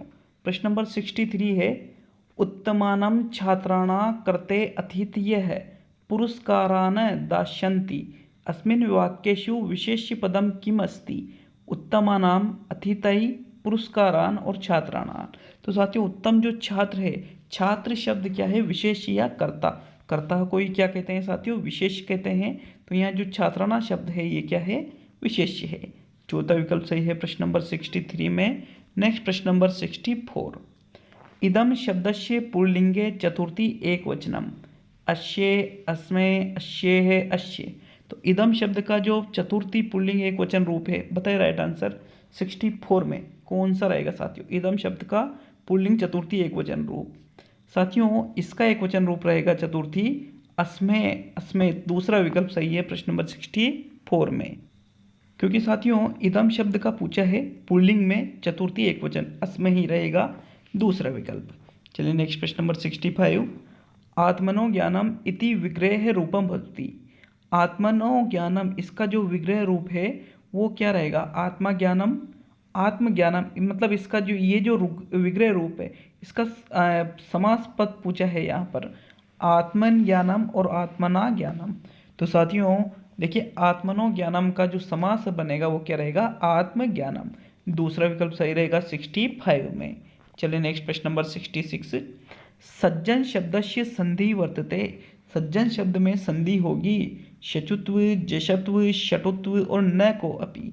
तो साथियों सज्जन, सत प्लस जन, तय किस में बदल रहा है? बाद वाले वर्ण में, जे में। तो ये होता है जशतु संधि में। कौन सी संधि में होता है ये? जशतु संधि में। दूसरा विकल्प सही है 66 में। नेक्स्ट प्रश्न नंबर 67। धनवान पदे प्रत्यय है क है। धनवान पद में कौन सा प्रत्यय है? वतुप, मतुप, श्यानाच, कत्वा। तो मित्रों धनवान शब्द में त्वा त्वा नहीं रहे तो कत्वा नहीं होगा, वतुप भी नहीं है, शानाच भी नहीं है, बल्कि इसमें मतुप प्रत्यय लगा हुआ है। कौन सा? मतुप। दूसरा विकल्प सही है 67 में। नेक्स्ट प्रश्न नंबर 68। अहम मित्रेण सह गच्छामि। वाक्यस्य तृतीया विभक्ति किम सूत्रेण भवेत्। इसमें जो तृतीय विभक्ति हुई है वो कौन से सूत्र से हुई है? साधक तमम कर्णम, सहयुक्ते प्रधाने, कर्णे तृतीया, कर्मणि द्वितीया। तो मित्रों इसमें जो तृतीय विभक्ति प्रयोग हुई है, अब यहाँ पे द्वितीय आ रहा है तो इसको तो हटा दीजिए। सहयुक्ते प्रधाने सही है। अहम मित्रेण सह गच्छामि, मैं मित्र के साथ जाता हूँ, तो सहयुक्ते प्रधाने, सह से सहयुक्ते प्रधाने। दूसरा विकल्प सही है 68 में। नेक्स्ट प्रश्न नंबर 69। याचे है किम लकारे रूपम। लट लकार, लोट लकार, लिट लकार और विधिलिंग लकार। तो साथियों ये जो याचे शब्द है ये किस लकार का रूप है? मित्रों ये लट का नहीं है, लोट का नहीं है, लिट का नहीं है, बल्कि ये विधिलिंग लकार का एक रूप है। तो चौथा विकल्प आपका सही है 69 में। नेक्स्ट प्रश्न नंबर 70। नदी शब्दस्य षष्ठी द्विवचने रूपम भवति। नदी शब्द का षष्ठी द्विवचन रूप कौन सा है? षष्ठी द्विवचन यहाँ पर बताना है साथियों आपको प्रश्न नंबर 70 में। तो नद्या है, नद्यो है, नद्य है, नदीनाम। तो नदी शब्द का षष्ठी रूप बहुवचन में दूसरा होता है नद्यो है। दूसरा विकल्प सही है साथियों प्रश्न नंबर 70 में। चलिए नेक्स्ट प्रश्न नंबर 71। वह चावलों से भात पकाता है। वाक्यस्य संस्कृतम अनुवाद है करोति। वाक्य का संस्कृत में अनुवाद कीजिए। सह तंडुलान ओदनम पचती, सह तंडुले ओदनम पचती, सह तंडुलेभ्य है ओदनम पचती और सह तंडुषु ओदनम पचती। तो वह चावलों से भात पका रहा है साथियों, तो इसका रहेगा सह तंडुलान ओदनम पचती। यहाँ पर साथियों पहला विकल्प सही है आपका, तंडुले, तंडुलेभ्य, तंडुषु नहीं रहेगा, तंडुलान रहेगा। प्रथम विकल्प 71 में। चलिए नेक्स्ट प्रश्न नंबर 72। वह पैर से लंगड़ा है। संस्कृतेन अनुवादम करोति। सह पादम खंजे है, सह पादाई खंजे है, सह पादात खंजे और सह पादेन खंजे। तो साथियों वह पैरों से लंगड़ा है, ये नांग विकारे तृतीया, तृतीय विभक्ति का प्रयोग हुआ यहाँ पर होगा। तो सह पादेन खंजे आपका राइट आंसर रहेगा प्रश्न नंबर 72 में, चौथा विकल्प। चलिए नेक्स्ट प्रश्न नंबर 73। वाच्य परिवर्तनम कुरुत है। वाच्य परिवर्तन कीजिए। यूयम पत्राणि लिखत, इसका वाच्य परिवर्तन करना है। पहला है यूयम पत्राणि लिख्यते, युष्माभि पत्राणि लिख्यन्ते, युष्माभि पत्राणि लिख्यसे और युष्माभि पत्राणि लिख्यसे। तो साथियों यहाँ पर राइट आंसर बताइए प्रश्न नंबर 73 में। इसमें और इसमें सिर्फ शेष षटकोण वाला ही अंतर है, लेकिन यहाँ पर न तो ये सही है न ये सही है, बल्कि दूसरा विकल्प सही है। इसका वाच्य परिवर्तन क्या रहेगा? यूयम का युष्मा भी है, पत्राणि का पत्राणि ही रहेगा और लिखत का लिख्यन्ते हो जाएगा। तो दूसरा विकल्प 73 में राइट आंसर है। चलिए नेक्स्ट प्रश्न नंबर 74। सुक्ति पूर्यत है, सुक्ति की पूर्ति कीजिए। रिक्त स्थान विद्या भयंकरी, अल्पा विद्या भयंकरी, अल्प विद्या भयंकरी, अल्पम विद्या भयंकरी और सर्वाणी। तो साथियों जो सुक्ति है वो है अल्पा विद्या भयंकरी, अल्प नहीं बल्कि अल्पा रहेगा यहाँ पर, क्योंकि सुक्ति यही है साथियों। प्रथम विकल्प सही है प्रश्न नंबर 74 में। चलिए नेक्स्ट प्रश्न नंबर 75। अप्यस्ति पदे उपसर्ग है अस्ति। ये जो अप्यस्ति पद है इसमें कौन सा उपसर्ग है? अप्य, अ, अपि और अप। तो साथियों इसका जो संधि विच्छेद होगा वो रहेगा अपि प्लस अस्ति, ई का हो जाएगा ये। तो साथियों यहाँ पर देखिएगा इसमें अपि उपसर्ग लगा हुआ है। तीसरा विकल्प सही है 75 में। नेक्स्ट आता है प्रश्न नंबर 76। संस्कृत शिक्षणस्य प्रयास है स्यात्। संस्कृत शिक्षण का प्रयास क्या है? उधर्वमुख, अधोमुख, अंतर्मुख, बहुमुख। तो साथियों संस्कृत शिक्षण का प्रयास क्या है? बहुमुख, बहिर्मुख भी जिसको कहते हैं। चौथा विकल्प सही है प्रश्न नंबर 76 में। नेक्स्ट प्रश्न नंबर 77। अभिनय है कति विधो भवति। अभिनय की कितनी विधियां हैं? द्विविध है, चतुर्विध है, त्रिविध है, पंचविध है।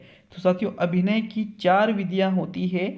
जैसे एक तो वाचा बोल करके वाचाल रूप से अभिनय किया जाता है, एक मुख रूप से अभिनय किया जाता है, और इसकी इसी प्रकार 2 विधियां और होती है। तो दूसरा विकल्प सही है प्रश्न नंबर 77 में। चलिए नेक्स्ट प्रश्न नंबर 78। दृश्य श्रव्य साधनेषु प्रमुख है साधनम अस्ति। दृश्य श्रव्य साधनों में प्रमुख साधन है आकाशवाणी, पुस्तक, दूरदर्शनम, श्यामफलकम। तो श्यामफलक श्रव्य दृश्य है नहीं, पुस्तक भी नहीं है, आकाशवाणी ओनली श्रव्य है, दृश्य नहीं है। तो दूरदर्शन श्रव्य दृश्य साधन है। तीसरा विकल्प सही है 78 में। नेक्स्ट प्रश्न नंबर 79। पाठ्य पुस्तकस्य उद्देश्यानि सन्ति। पाठ्य पुस्तक का उद्देश्य है बाल का नाम ज्ञानस्य सीमाया विस्तार है, व्यवहारिक ज्ञानस्य संपादनाय प्रेरणा, छात्राणा है कल्पना शक्ति है विकास है, और उपयुक्तनी त्रीणी अपि। इनमें से तीनों ही। तो साथियों पाठ्य पुस्तक का क्या उद्देश्य होता है? पाठ्य पुस्तक के उद्देश्यों की बात करें तो ये ज्ञान की सीमा का विस्तार करती है बालक के जो व्यवहारिक ज्ञान है उसमें संपादन में प्रेरणा प्रदान करती है, छात्रों में कल्पना शक्ति का विकास करती है, उपयुक्त त्रीणी अपि। तीनों ही यहाँ पर सही है। तो चौथा विकल्प सही रहेगा 79 में। चलिए नेक्स्ट प्रश्न नंबर 80। संस्कृत शिक्षणस्य मूल्यांकनस्य साधनभूता भवन्ति। संस्कृत शिक्षण में जो मूल्यांकन साधन है वो बताना है बुद्धि परीक्षा, अभिरुचि परीक्षा, आसक्ति परीक्षा और उपयुक्त सर्वाह। इनमें से सभी। तो साथियों ये सभी संस्कृत शिक्षण में मूल्यांकन के साधन माने जाते हैं। मतलब यहाँ चौथा विकल्प सही है प्रश्न नंबर 80 में। साथियों पूरे के पूरे 150 क्वेश्चन करके जाना, और बिल्कुल ये लेवल वाले ही क्वेश्चन है, बिल्कुल इसी तरह से ही एग्जाम में प्रश्न पूछे जाते हैं। बस वहाँ कुछ नए प्रश्न आपको मिल जाएंगे इसी टाइप के। लघु काष्ठ खंडस्य व्यवहार है कुत्र क्रियते। वस्तुनिष्ठ परीक्षायाम, शलाका परीक्षायाम, निबंध परीक्षायाम, अंत्याक्षरी परीक्षायाम। तो लघु काष्ठ खंडस्य व्यवहार कुत्र क्रियते, ये किया जाता है लघु काष्ठ खंड का व्यवहार शलाका परीक्षा में। किसमें किया जाता है साथियों? शलाका परीक्षा में। दूसरा विकल्प सही है 81 में। नेक्स्ट प्रश्न नंबर 82। उपचारात्मक शिक्षणम कर्तुं शक्यते मूल्यांकनेन पाठ्यपुस्तकेन गुरुमुखेन न केनापि। तो साथियों कई बार क्या होता है, कई लोग इसमें गुरुमुखेन बता देते हैं जो कि गलत है, बल्कि उपचारात्मक शिक्षण किसके माध्यम से किया जाता है? मूल्यांकन के माध्यम से किया जाता है। तो विकल्प नंबर 1 सही है आपका 82 में। नेक्स्ट प्रश्न नंबर 83। वस्तुनिष्ठ परीक्षायाः प्रकाराः भवन्ति बहुसमाधान प्रश्नाः, रिक्त स्थान पूर्णम, सत्यासत्य निर्णय और उपयुक्ता सर्वय है। तो साथियों वस्तुनिष्ठ परीक्षा के जो प्रकार है बहुसमाधान वाले, रिक्त स्थान वाले, सत्यासत्य वाले सभी है। मतलब चौथा विकल्प सही है आपका प्रश्न नंबर 83 में। कौन सा है साथियों? चौथा। नेक्स्ट प्रश्न नंबर 84। छात्रस्य ज्ञानात्मक क्षेत्रस्य परीक्षण है कर्तुं शक्यते अध्ययनेन परीक्षया। ज्ञानात्मक क्षेत्र का परीक्षण किससे किया जाता है साथियों? और पाठ्यपुस्तकेन और भाषणेन। 2 चीज़ें हैं, एक तो पाठ्यपुस्तकेन और एक है भाषणेन। तो साथियों देखिएगा प्रश्न नंबर 84 में छात्र के ज्ञानात्मक क्षेत्र का परीक्षण किया जाता है परीक्षा के माध्यम से। किसके माध्यम से किया जाता है? परीक्षा के माध्यम से। तो दूसरा विकल्प सही रहेगा प्रश्न नंबर 84 में। चलिए नेक्स्ट प्रश्न नंबर 85 पे आते हैं साथियों। 85 क्वेश्चन है, व्यवहार कौशलम इत्यस्य गुणस्य ग्रहणम कस्मात् विधेय भवति। पाठ्यपुस्तक विधि है, व्याकरण अनुवाद विधि है, विधित विधि, व्याकरण अनुवाद विधित विधि, पाठशाला विधित है और प्रत्यक्ष विधित है। तो मित्रों, व्यवहार कौशलम इस गुण को ग्रहण किस विधि में किया जाता है? पाठ्यपुस्तक में व्यवहार कुशलता नहीं, पाठशाला में भी नहीं, व्याकरण अनुवाद में भी अनुवाद किया जाता है नहीं होता है, बल्कि जो प्रत्यक्ष विधि होती है इसमें व्यवहार कौशलम का गुण ग्रहण होता है। तो चौथा विकल्प सही रहेगा प्रश्न नंबर 85 में।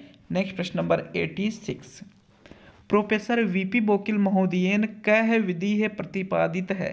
प्रत्यक्ष विधि है, व्याकरण विधि है, पाठ्यपुस्तक विधि है, व्याख्या विधि है। तो प्रोफेसर वीपी बोकिल महोदय के द्वारा संस्कृत के अंतर्गत व्याख्या विधि का बहुत ज़्यादा विकास किया गया। चौथा विकल्प सही रहेगा प्रश्न नंबर 86 में। संस्कृत में जब भी व्याख्या पे गलत टिक लग गया, सॉरी, प्रत्यक्ष विधि। यहाँ पर 86 में व्याख्या बिल्कुल ही गलत है। वीपी बोकिल महोदय के द्वारा प्रत्यक्ष विधि का प्रतिपादन किया गया था। पहला विकल्प सही है साथियों प्रश्न नंबर 86 में। चौथा, दूसरा, तीसरा बिल्कुल गलत है। प्रत्यक्ष विधि दी थी वीपी बोकिल महोदय के द्वारा। प्रथम विकल्प सही है, त्रुटि हुई उसके लिए मैं क्षमा चाहता हूँ साथियों। चौथा थोड़ा सा ध्यान कहीं भटक गया था मेरा, लेकिन आपका नहीं भटकना चाहिए। नेक्स्ट प्रश्न नंबर 87, हर्बर्टीय पंचपदी इत्यस्य विधेय विकसित रूपम किम? हर्बर्ट की जो पंचपदी इस विधि का विकसित रूप क्या है? विश्लेषणात्मक विधि, मूल्यांकन विधि, व्याकरण विधि और व्याख्या विधि। तो हर्बर्ट की जो पंचपदी साथियों, इसका विकसित रूप है मूल्यांकन विधि। दूसरा विकल्प आपका सही है प्रश्न नंबर 87 में। चलिए नेक्स्ट प्रश्न नंबर 88, भावाभिव्यक्ते है सर्वोत्तम साधनम विद्यते।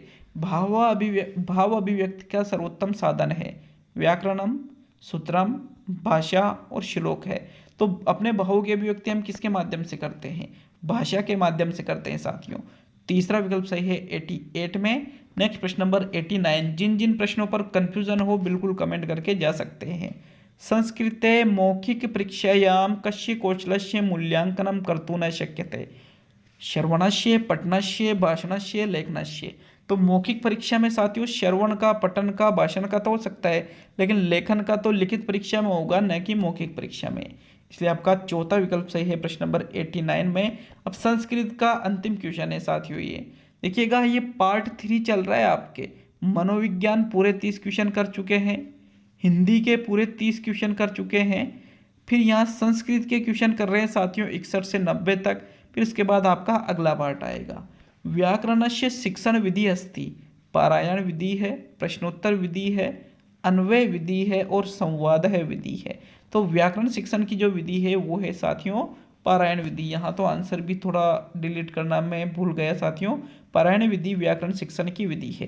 तो साथियों 90 क्वेश्चन कर चुके हैं लगभग। ये मान के चलिए कि आपका कितना टेस्ट हो चुका है, लगभग 70% टेस्ट आपका पूरा हो चुका है। 30% टेस्ट आपका अभी और बच रहा है साथियों। तो चलिए अगले पार्ट को देखते हैं साथियों। तो मित्रों, भाग 4 पे हम आ चुके हैं, जिसमें गणित शिक्षण के क्वेश्चन देखेंगे प्रश्न नंबर 91 से लेकर के 120 तक। लेवल 2 साइंस मैथ्स वालों के लिए काफ़ी ज़्यादा उपयोगी है, लेवल 1 वालों के लिए पूरा उपयोगी है। और साथियों SST वालों के लिए मैंने क्या किया है कि शाम को 4 या 5 बजे के लगभग आपके पूरे 60 क्वेश्चन आ रहे हैं, क्योंकि एक साथ इतना टेस्ट बनाना मेरे लिए संभव नहीं हो सका। तो ये 150 क्वेश्चन लेवल 1 वालों के लिए पूरे हैं, लेवल 2 साइंस मैथ्स वालों के लिए बहुत सारे क्वेश्चन आपको मिल जाएंगे, और लेवल 2 SST वालों के लिए भी पर्यावरण में पूरे क्वेश्चन आपको मिलेंगे। गणित का भी टेस्ट आप कर सकते हो चाहो तो वैसे अलग से पूरे 60 क्वेश्चन मैं आपको कब दूंगा? शाम को दूंगा साथियों। तो चलिए इसको शुरू करते हैं। गणित शिक्षण के क्वेश्चन देखेंगे भाग 4 में 91 से लेकर के 120 तक। वीडियो अच्छा लगता है तो लाइक शेयर करना नहीं भूले साथियों। तो प्रश्न नंबर 91 क्वेश्चन है साथियों, निम्न बंटन का माध्यिका व बहुलक क्रमशः है।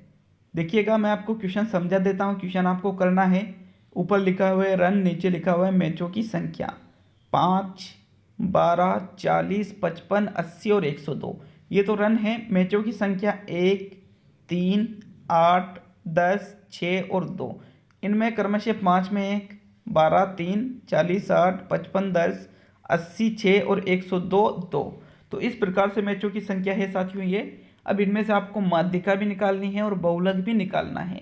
55 40 निकलेगा, 40 55 निकलेगा, 55 निकलेगा या 40 निकलेगा।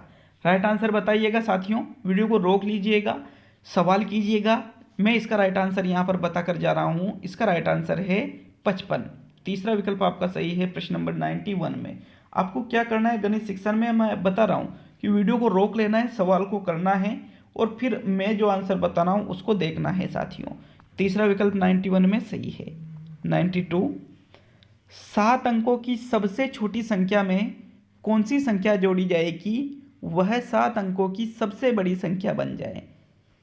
99999999 मतलब इकाई, दहाई, सैकड़ा, हजार, 10,000, लाख, 10 लाख। 99,99,99,999 या इकाई, दहाई, सैकड़ा, हजार, 10,000, लाख, 10 लाख। 90,99,999 या 89,99,999 या इकाई, दहाई, सैकड़ा, हजार, 10,000, लाख, 10 लाख, 999। तो साथियों 7 अंकों की सबसे छोटी संख्या बताइएगा। पहले तो 7 अंकों की सबसे छोटी संख्या कितनी रहेगी। तो इकाई, दहाई, सैकड़ा, हजार, 10,000, लाख, ये कितने हुए 1 2 3 4 5 6 7। ये 7 अंकों की यहाँ पर देखेंगे तो सबसे छोटी संख्या कौन सी रहेगी पहले वो बताइएगा। फिर उसमें आपको जोड़ना है, फिर वो 7 अंकों की सबसे बड़ी संख्या आपको बनानी है साथियों। 92 में देखिएगा 89,99,999 को में यदि आप जोड़ते हो तो ये 7 अंकों की सबसे बड़ी संख्या बन जाती है। तो विकल्प नंबर 3 सही रहेगा आपका प्रश्न नंबर 92 में। मैंने क्या कहा है, वीडियो को पॉज करना है और फिर आपको सही आंसर देना है। वीडियो को रोक करके मैं यहाँ बता के जाऊँगा लास्ट में तीसरा विकल्प।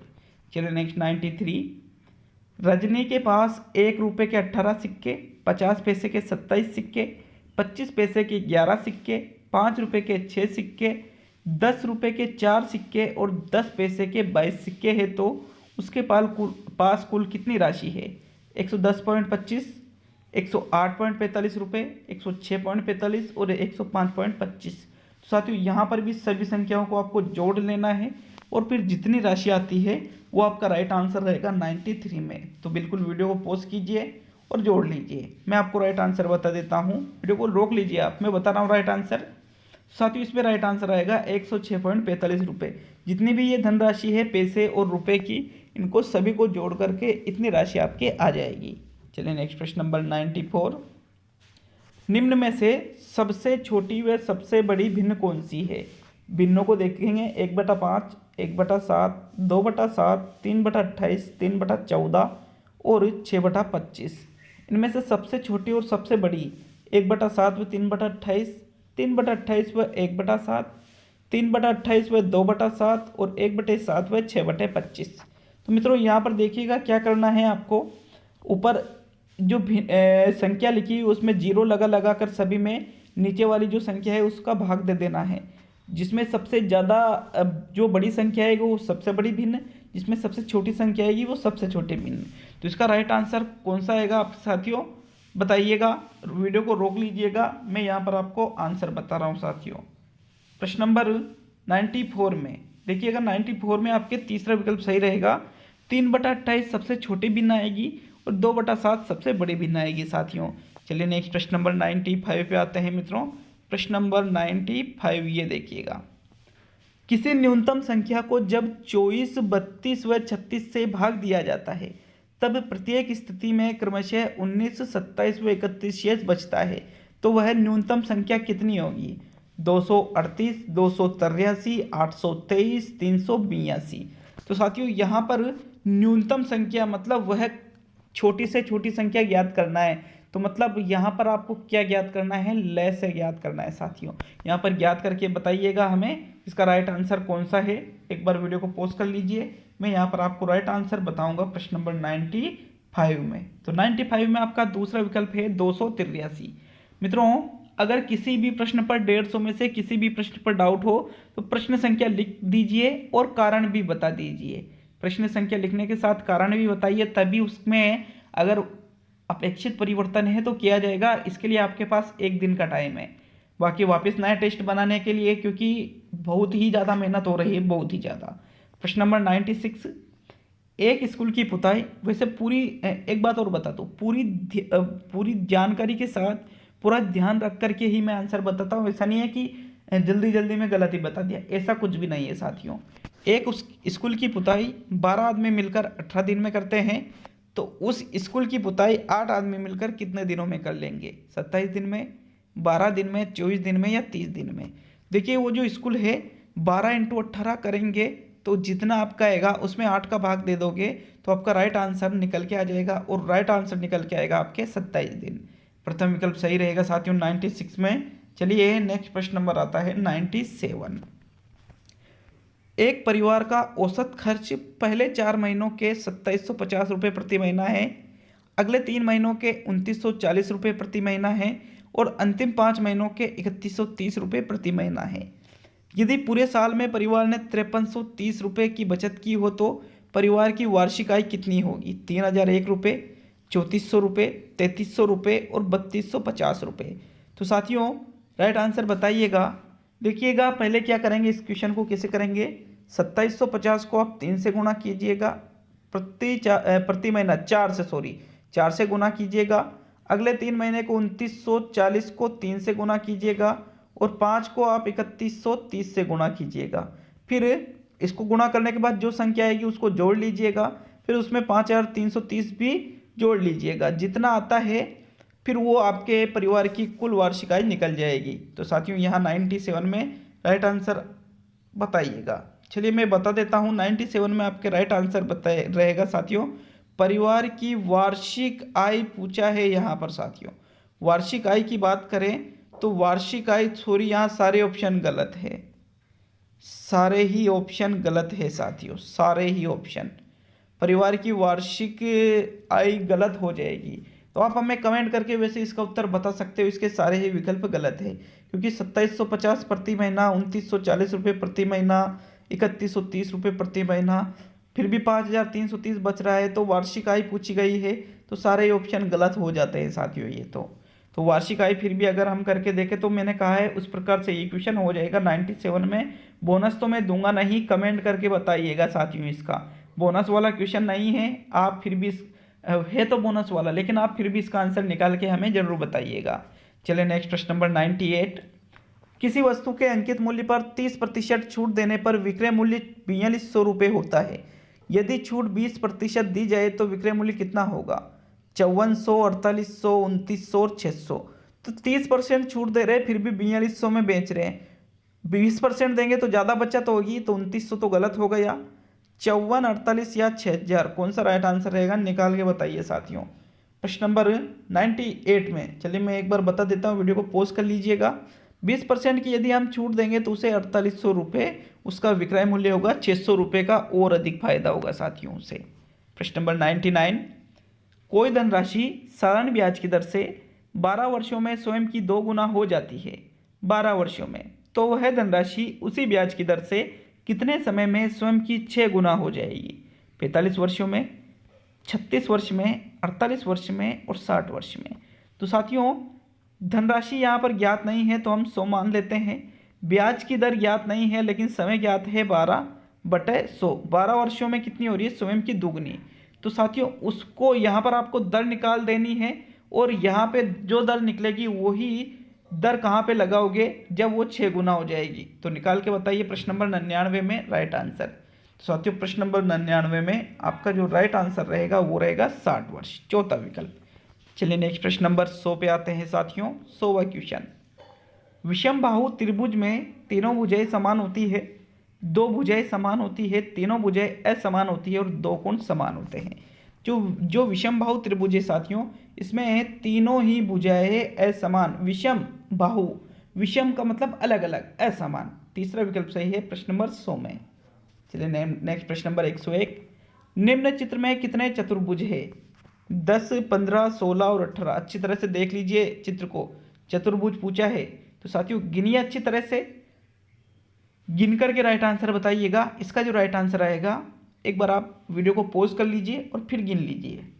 मैं राइट आंसर बता रहा हूँ, इसका राइट आंसर है चौथा विकल्प, फोर्थ विकल्प 18 इसमें चतुर्भुज है साथियों। चलिए नेक्स्ट प्रश्न नंबर 102वां क्वेश्चन। दिए गए चित्र में ओ वृत्त का केंद्र है तथा कोण QOR 120 डिग्री व कोण POR 110 डिग्री हो तो कोण PQR का मान ज्ञात करना है। ये चित्र दिया गया है साथियों, वीडियो को अच्छी तरह से रोकिएगा, निकालिएगा और राइट आंसर दीजिएगा। 130 डिग्री आएगा, 75 डिग्री आएगा, 65 डिग्री आएगा या 90 डिग्री आएगा। कौन से कोण का मान पूछा है? कोण PQR का मान पूछा है साथियों। तो इसका जो राइट आंसर है बताइएगा प्रश्न नंबर 102 में। मित्रों मैं आपको बता दूं, इसका राइट आंसर निकलेगा 65 डिग्री। कितना निकलेगा साथियों? 65 डिग्री निकलेगा। आपके तीसरा विकल्प सही रहेगा प्रश्न नंबर 102 में। चलिए नेक्स्ट प्रश्न नंबर 103 पे आते हैं। सारा पूरे दिन में 12 गिलास पानी पीती है। यदि एक गिलास में 250 मिलीलीटर पानी आता है तो वह 30 दिन में कितना पानी पी लेगी? 90 लीटर, 70 लीटर, 65 लीटर और 75 लीटर। तो कैसे करोगे इस क्वेश्चन को मित्रों? 12 पूरे दिन में 12 गिलास पानी पी रही है और एक गिलास में कितना आ रहा है? 250। तो साथियों 1 लीटर में कितना होता है? 1000 मिलीलीटर होता है। तो मतलब 4 गिलास में 1 लीटर। तो यहाँ पर 12 गिलास, 4 तिया 12, मतलब एक दिन में 3 लीटर। तो 30 दिन में कितना पिएगी वो? 90 लीटर पानी पिएगी साथियों। प्रथम विकल्प सही रहेगा प्रश्न नंबर 103 में। नेक्स्ट प्रश्न नंबर 104। एक आयताकार मैदान जिसकी लंबाई 152 मीटर एवं चौड़ाई 87 मीटर है। यदि इसके बदले बराबर क्षेत्रफल वाला मैदान लिया जाए एवं उसके चारों ओर ईंट की दीवार बनाई जाए तो वह दीवार कितनी लंबी होगी साथियों? देखिएगा, एक आयताकार मैदान है, उसकी लंबाई 152 मीटर है, उसकी चौड़ाई 87 मीटर है। प्रश्न पूछ रहा है इन दोनों को गुणा करेंगे और इसका जो क्षेत्रफल आएगा उतना ही बराबर क्षेत्रफल वाला मैदान अगर आप लोगे तो चारों ओर ईंटों की दीवार बनाओगे तो उस दीवार की लंबाई कितनी होगी मित्रों? प्रश्न नंबर 106 में राइट आंसर विकल्प देखिएगा 478 मीटर, 478 वर्ग मीटर, 460 मीटर और 360 वर्ग मीटर। वीडियो को रोक लीजिएगा, क्वेश्चन कीजिएगा, राइट आंसर दीजिएगा और फिर उत्तर से मिलान कीजिएगा साथियों। तो प्रश्न नंबर 104 में राइट आंसर मित्रों 104 में राइट आंसर है आपके तीसरा विकल्प 460 मीटर उस दीवार की लंबाई निकलेगी। तीसरा विकल्प सही है 104 में। नेक्स्ट 105वां क्वेश्चन। एक वर्ग आयत चित्र तथा वृत्त चित्र है। एक विमा वाले चित्र, द्विविमा वाले चित्र, 3 विमा वाले चित्र और इनमें से कोई नहीं। तो मित्रों जो वर्ग है, एक वर्ग है, आयत चित्र है, वृत्त चित्र है, ये द्विविमा वाले चित्र कहलाते हैं। कौन से कहलाते हैं? द्विविमा वाले चित्र। 105 में दूसरा विकल्प। नेक्स्ट प्रश्न नंबर 106। निम्न संख्याओं में सबसे छोटी संख्या कौन सी है? मैं बोल के नहीं बताऊंगा, नहीं तो फिर डायरेक्टली फिर पता ही चल जाएगा। तो बताइए 35 666 06, 35 66 060, 35 66 66 और 35 66 60 कौन सी सबसे छोटी संख्या है साथियों? तो देखिएगा 1 2 3 4 5 6 7, पहले में 7 संख्या है। 1 2 3 4 5 6 7, दूसरे में भी 7 है। 1 2 3 4 5 6, तीसरे में 6 है। 1 2 3 4 5 6 और चौथे में भी 6 है। तो साथियों यहाँ पर या तो ये है या ये सबसे छोटी संख्या। तो गिनेंगे इकाई, दहाई, सैकड़ा, हजार, 10,000, लाख। 3,56,660 और 3,56,666। तो 660 छोटा है या 66 है? 60 छोटा है, तो ये सबसे छोटी संख्या होगी। तीसरा विकल्प आपका प्रश्न नंबर 106 में राइट है साथियों। चलिए नेक्स्ट प्रश्न नंबर 107 पे आते हैं। प्रश्न नंबर 107। संख्या 784 685 में 8 के स्थानीय मानों में अंतर ज्ञात कीजिए। तो 8 का स्थानीय मान कौन कौन सा है? एक तो ये 8 और एक ये 8 इकाई, इसके बाद 1 2 3 4, 1 2 3 4, 8 5, मतलब 8 के बाद में एक 0, ये इस प्रकार से। तो 0 10 में 60 गए तो 2, फिर यहाँ पर 9, फिर 9 और फिर 7, 19,920। प्रथम विकल्प सही है साथियों प्रश्न नंबर 107 में। चलिए नेक्स्ट प्रश्न नंबर 108। 49/11 भाग चिन्ह 9/11 का मान होगा। भिन्न ज्ञात करनी है। 5 सही 4/9, माइनस नहीं है ये, 5 सही 4/9 है ये, क्योंकि लिखाई में ऐसा नहीं आया साथियों। 40/9, 40/11 और 58/11। तो साथियों 5 माइनस नहीं है, 5 सही, 4/9 है ये। तो इन दोनों का मान अगर आप निकालोगे तो एक बार वीडियो को पॉज कर लीजिए और फिर निकालिए। तो इसका राइट आंसर निकलेगा 5 सही, 4/9, प्रथम विकल्प। चलिए नेक्स्ट प्रश्न नंबर 109। 6 घंटियां क्रमशः 60, 32, 45, 80, 36 व 120 सेकंड के अंतराल पर बजती है। यदि वह अभी एक साथ बजी है तो पुनः कितने सेकंड बाद एक साथ बजेगी? ले से ज्ञात कीजिएगा। 1400, 1200, 1440, 1044।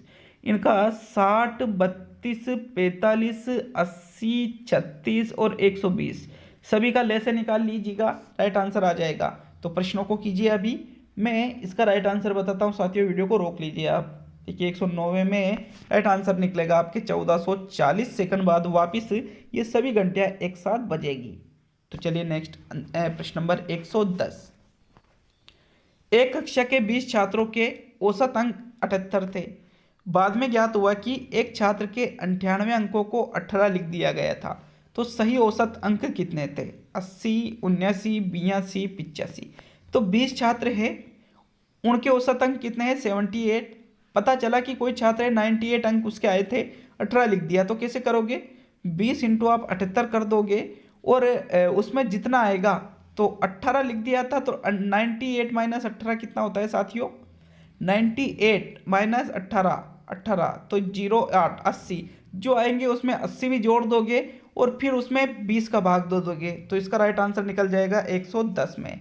तो साथियों 110 के वे क्वेश्चन का राइट आंसर क्या है मैं बता देता हूँ, 82 ये औसत अंक निकलेगा, ज़्यादा निकलेगा। चलिए नेक्स्ट प्रश्न नंबर 111। गणित की प्रकृति के संबंध में निम्न में से कौन सा कथन असत्य है? यह तार्किक विचारों का विज्ञान है, यह मात्रात्मक एवं संख्यात्मक तथ्यों एवं संबंधों का अध्ययन करता है, यह एक निगमनात्मक विज्ञान है और गणित विज्ञान की एक क्रमबद्ध, संगठित एवं यथार्थ शाखा है। तो ये यथार्थ शाखा भी है, तार्किक विचारों का विज्ञान भी है, लेकिन मात्रात्मक एवं संख्यात्मक तथ्यों संबंधों का अध्ययन करता है। किंतु यहाँ है निगमनात्मक विज्ञान नहीं, आगमनात्मक विज्ञान है साथियों। ये विकल्प नंबर 3 क्या है? गणित की प्रकृति के संबंध में असत्य कथन है साथियों। प्रश्न नंबर 112। गणित विज्ञान की रानी है, यह कथन किसका है? रोजर बेकन का, कांट महोदय का, होगबेन का और फ्रेडरिक गोस का। तो साथियों गणित को विज्ञान की रानी फ्रेडरिक गोस के द्वारा कहा गया है। चौथा विकल्प सही है 112 में। नेक्स्ट प्रश्न नंबर 113। व्यवहारिक गणित का उदाहरण है बैंक संबंधित कार्यों की जांच करना, कक्षा में अधिक अंक प्राप्त करना, कठिन सवालों का शीघ्र समाधान करना और ज्यामितीय प्रमेय को हल करना। तो ये तो ज्ञानात्मक उद्देश्य से है। व्यवहारिक चीज क्या है? बैंक संबंधी कार्यों की जांच करना। ये दैनिक व्यवहार में आती है साथियों हमारी चीजें, इसलिए प्रथम विकल्प 113 में सही रहेगा। चलिए नेक्स्ट प्रश्न नंबर 114 पे आते हैं। मूल्यांकन शिक्षण का एक अभिन्न अंग है क्योंकि इसके द्वारा अध्यापक को शिक्षण की सफलता का पता चलता है, अध्यापक का बालकों पर प्रभाव बना रहता है, बालक अनुशासित बने रहते हैं और अध्यापक इससे सचेत रहता है। तो सचेत रहना, अनुशासित बने रहना, बालकों पर अध्यापक का प्रभाव उतना ज़्यादा अच्छा नहीं है जितना शिक्षण की सफलता का अध्यापक को पता चले कि भाई हमने जो बच्चों को पढ़ाया है वो सफल भी हुआ है कि नहीं। इसका जांच हम मूल्यांकन इसकी जांच के द्वारा कर सकते हैं। प्रथम विकल्प सही है 114 में। प्रश्न नंबर 115। विभेदकारी परीक्षा अंतर करती है सामान्य बालकों में, कमजोर बालकों में, प्रतिभावान बालकों में और उक्त सभी में। तो साथियों जो एक विभेदकारी परीक्षा है ये सामान्य बालकों में, कमजोर बालकों में, प्रतिभावान बालकों में, तीनों प्रकार के बालकों में अंतर करती है। तो चौथा विकल्प आपका सही है प्रश्न नंबर 115 में। चलिए नेक्स्ट प्रश्न नंबर 116। एक परीक्षण द्वारा ज्ञात हुआ कि विद्यालय के अधिकांश छात्र गुणनफल संक्रिया में प्रवीण नहीं है। यह परीक्षण होगा निष्पत्ति परीक्षण होगा, नैदानिक परीक्षण होगा, सामाजिक जांच या उपचारात्मक शिक्षण। तो मित्रों परीक्षण में क्या ज्ञात हुआ कि जो अधिकांश छात्र हैं वो गुणनफल संक्रिया नहीं कर पा रहे हैं। तो मतलब फिर हमने यहाँ पर उनकी कमियां निकाली, तो यह होगा नैदानिक परीक्षण। दूसरा विकल्प 116 में सही रहेगा। प्रश्न नंबर 117। गणित शिक्षण में नैदानिक परीक्षण के बाद जरूरत पड़ती है स्वाध्याय की, गृह कार्य की, कक्षा शिक्षण की और उपचारात्मक शिक्षण की। तो नैदानिक परीक्षण जब कर लिया जाता है तो उसके बाद करवाया जाता है उपचारात्मक शिक्षण। चौथा विकल्प सही है 117 में। नेक्स्ट प्रश्न नंबर 118, छोटी कक्षाओं में गणित को सहज बनाने के लिए निम्न में से कौन सी विधि उपयुक्त है? निगमन विधि उपयुक्त है, खेल मनोरंजन विधि उपयुक्त है, विश्लेषण विधि उपयुक्त है या सभी? तो निगमन बाहर निकाल दीजिए, बिल्कुल गलत है। सभी बाहर निकल गया तो राइट आंसर है खेल मनोरंजन विधि सबसे उपयुक्त है छोटी कक्षाओं में गणित को सहज बनाने में। दूसरा विकल्प सही है साथियों 118 में। प्रश्न 119, किस गुण के कारण परीक्षा में शुद्धता रहती है? विवेककारिता, वस्तुनिष्ठता, वैधता और विश्वसनीयता। तो साथियों वैधता के कारण ही परीक्षा में शुद्धता बनी रहती है साथियों, कि जिस उद्देश्य प्राप्ति के लिए हमने परीक्षण का निर्माण किया है, यदि वो उस उद्देश्य की प्राप्ति करता है तो उसको ही वैधता कहते हैं। अब गणित का 120वां और अंतिम क्वेश्चन देखेंगे साथियों। इसके बाद में 121 से लेकर के 150 तक आपके पर्यावरण के क्वेश्चन आएंगे, जो कि सामाजिक वालों के लिए भी बहुत ही ज़्यादा उपयोगी है साथियों, तो वो भी उसको जरूर करें। तो 120वां क्वेश्चन है, सामुदायिक गणित में अंतःनिहित होता है अवलोकन विधि, समाकलन विधि, त्रिकोणमिति और अंक गणित। तो जो सामुदायिक गणित है साथियों, इसमें अंक गणित निहित होता है। चौथा विकल्प 120 में सही आंसर है। तो साथियों मैं वापस कह रहा हूँ कि एसएसटी वालों के लिए जो क्वेश्चन है वो शाम को पूरे 60 क्वेश्चन आ रहे हैं। आरबीएससी एनसीईआरटी के प्रश्नों का समावेश उसमें रहेगा, तो बिल्कुल निश्चिंत रहें। बाकी पेपर बनाने में टाइम तो लगता है, आप सभी जानते हो। बहुत बहुत धन्यवाद। कोशिश रहेगी फिर भी अच्छा मैटर कम समय में उपलब्ध करवाने की। सर्वश्रेष्ठ मैटर, विश्वसनीय मैटर साथियों। कमेंट करके जाइएगा कि कौन से प्रश्नों में आपके डाउट है। तो चलिए पांचवा और अंतिम भाग देख लेते हैं। तो मित्रों अब भाग 5 और अंतिम इसका टेस्ट का अंतिम पार्ट है ये, जिसमें पर्यावरण शिक्षण के पूरे 30 क्वेश्चन यहाँ पर देखेंगे। प्रश्न नंबर 121 से लेकर के 150 तक जो क्वेश्चन हैं वो पर्यावरण शिक्षण के अंतर्गत ही आएंगे, जिसमें विज्ञान के क्वेश्चन भी मिलेंगे, शिक्षण विधियों के क्वेश्चन मिलेंगे, जीके के क्वेश्चन में आपको देखने को मिलेंगे। तो लेवल 1 और 2 दोनों के लिए काफ़ी उपयोगी ये होने वाला है। तो चलिए वीडियो को शुरू करते हैं। यहाँ पर देखिएगा 121वां क्वेश्चन। प्रश्न नंबर 121 क्या है साथियों? निम्न में से कौन सा संयुक्त परिवार व्यवस्था के लिए सही कथन नहीं है?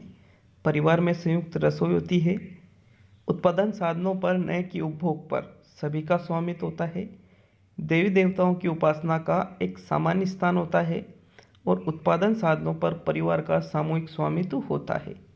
तो मित्रों देखिएगा परिवार में संयुक्त रसोई बिल्कुल होती है, उपासना का एक सामान्य स्थान भी होता है और परिवार का उत्पादन साधनों पर परिवार का सामूहिक स्वामित्व होता है। लेकिन यहाँ पर ये लिख रखा है ना, उपभोग पर न कि उपभोग पर सभी का स्वामित्व, तो उपभोग भी सभी करते हैं साथियों। तो ये कथन क्या है? गलत है, यहाँ पर गलत दे रखा है, इसलिए 121 में आपके दूसरा विकल्प सही है। चलिए नेक्स्ट आते हैं प्रश्न नंबर 122 पर। राजस्थान में सर्वप्रथम किस रियासत में बाल विवाह को प्रतिबंधित करने हेतु कानून बनाया गया?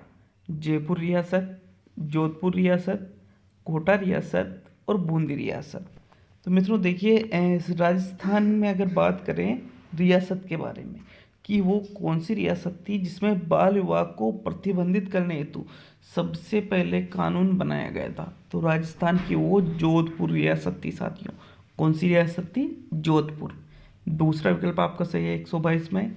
नेक्स्ट प्रश्न नंबर 123। साइलो क्या है? साइलो, साई को नहीं पूछा है, साइलो जुताई का एक उपकरण, कटाई का एक उपकरण, कटाई के समय का एक त्योहार और फसल भंडारण हेतु बड़े भंडार गृह।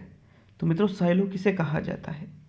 देखिए अगर हम बात करें साइलो की, तो साइलो का मतलब होता है फसल भंडारण हेतु जो बड़े भंडार गृह बनाए जाते हैं जिसमें वातानुकूलित सिस्टम होता है, उसको साइलो कहा जाता है साथियों।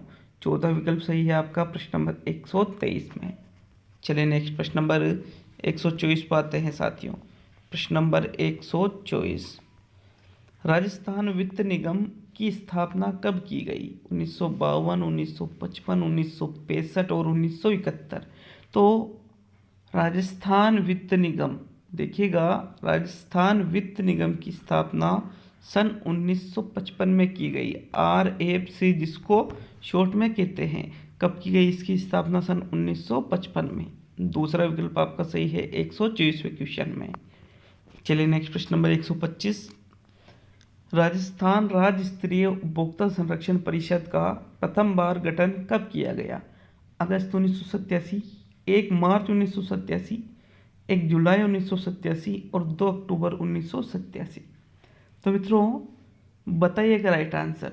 राजस्थान राज्य स्तरीय जो उपभोक्ता संरक्षण परिषद है, इसका सबसे पहले गठन कब किया गया था? 125 का राइट आंसर बताइए मित्रों। तो देखिए इसका राइट आंसर है अगस्त में किया गया था, सन 1987 में। राजस्थान राज्य स्तरीय उपभोक्ता संरक्षण परिषद का सबसे पहले गठन अगस्त 1987 को किया गया था मित्रों। प्रथम विकल्प सही है 125 में। नेक्स्ट प्रश्न नंबर 126, राजस्थान राज्य सहकारी क्रय विक्रय संघ का संक्षिप्त नाम क्या है? राजफेड, नेफेड, कानफेड, स्पिनफेड। तो सहकारी क्रय विक्रय संघ का संक्षिप्त नाम बताइएगा साथियों। इसका राइट आंसर है जो राजस्थान राज्य सहकारी क्रय विक्रय संघ है, इसको राजफेड कहा जाता है। क्या कहा जाता है? राजफेड के नाम से इसको जाना जाता है। विकल्प नंबर 1 सही है साथियों 126 में। चलिए आगे बढ़ेंगे प्रश्न नंबर 127 पर।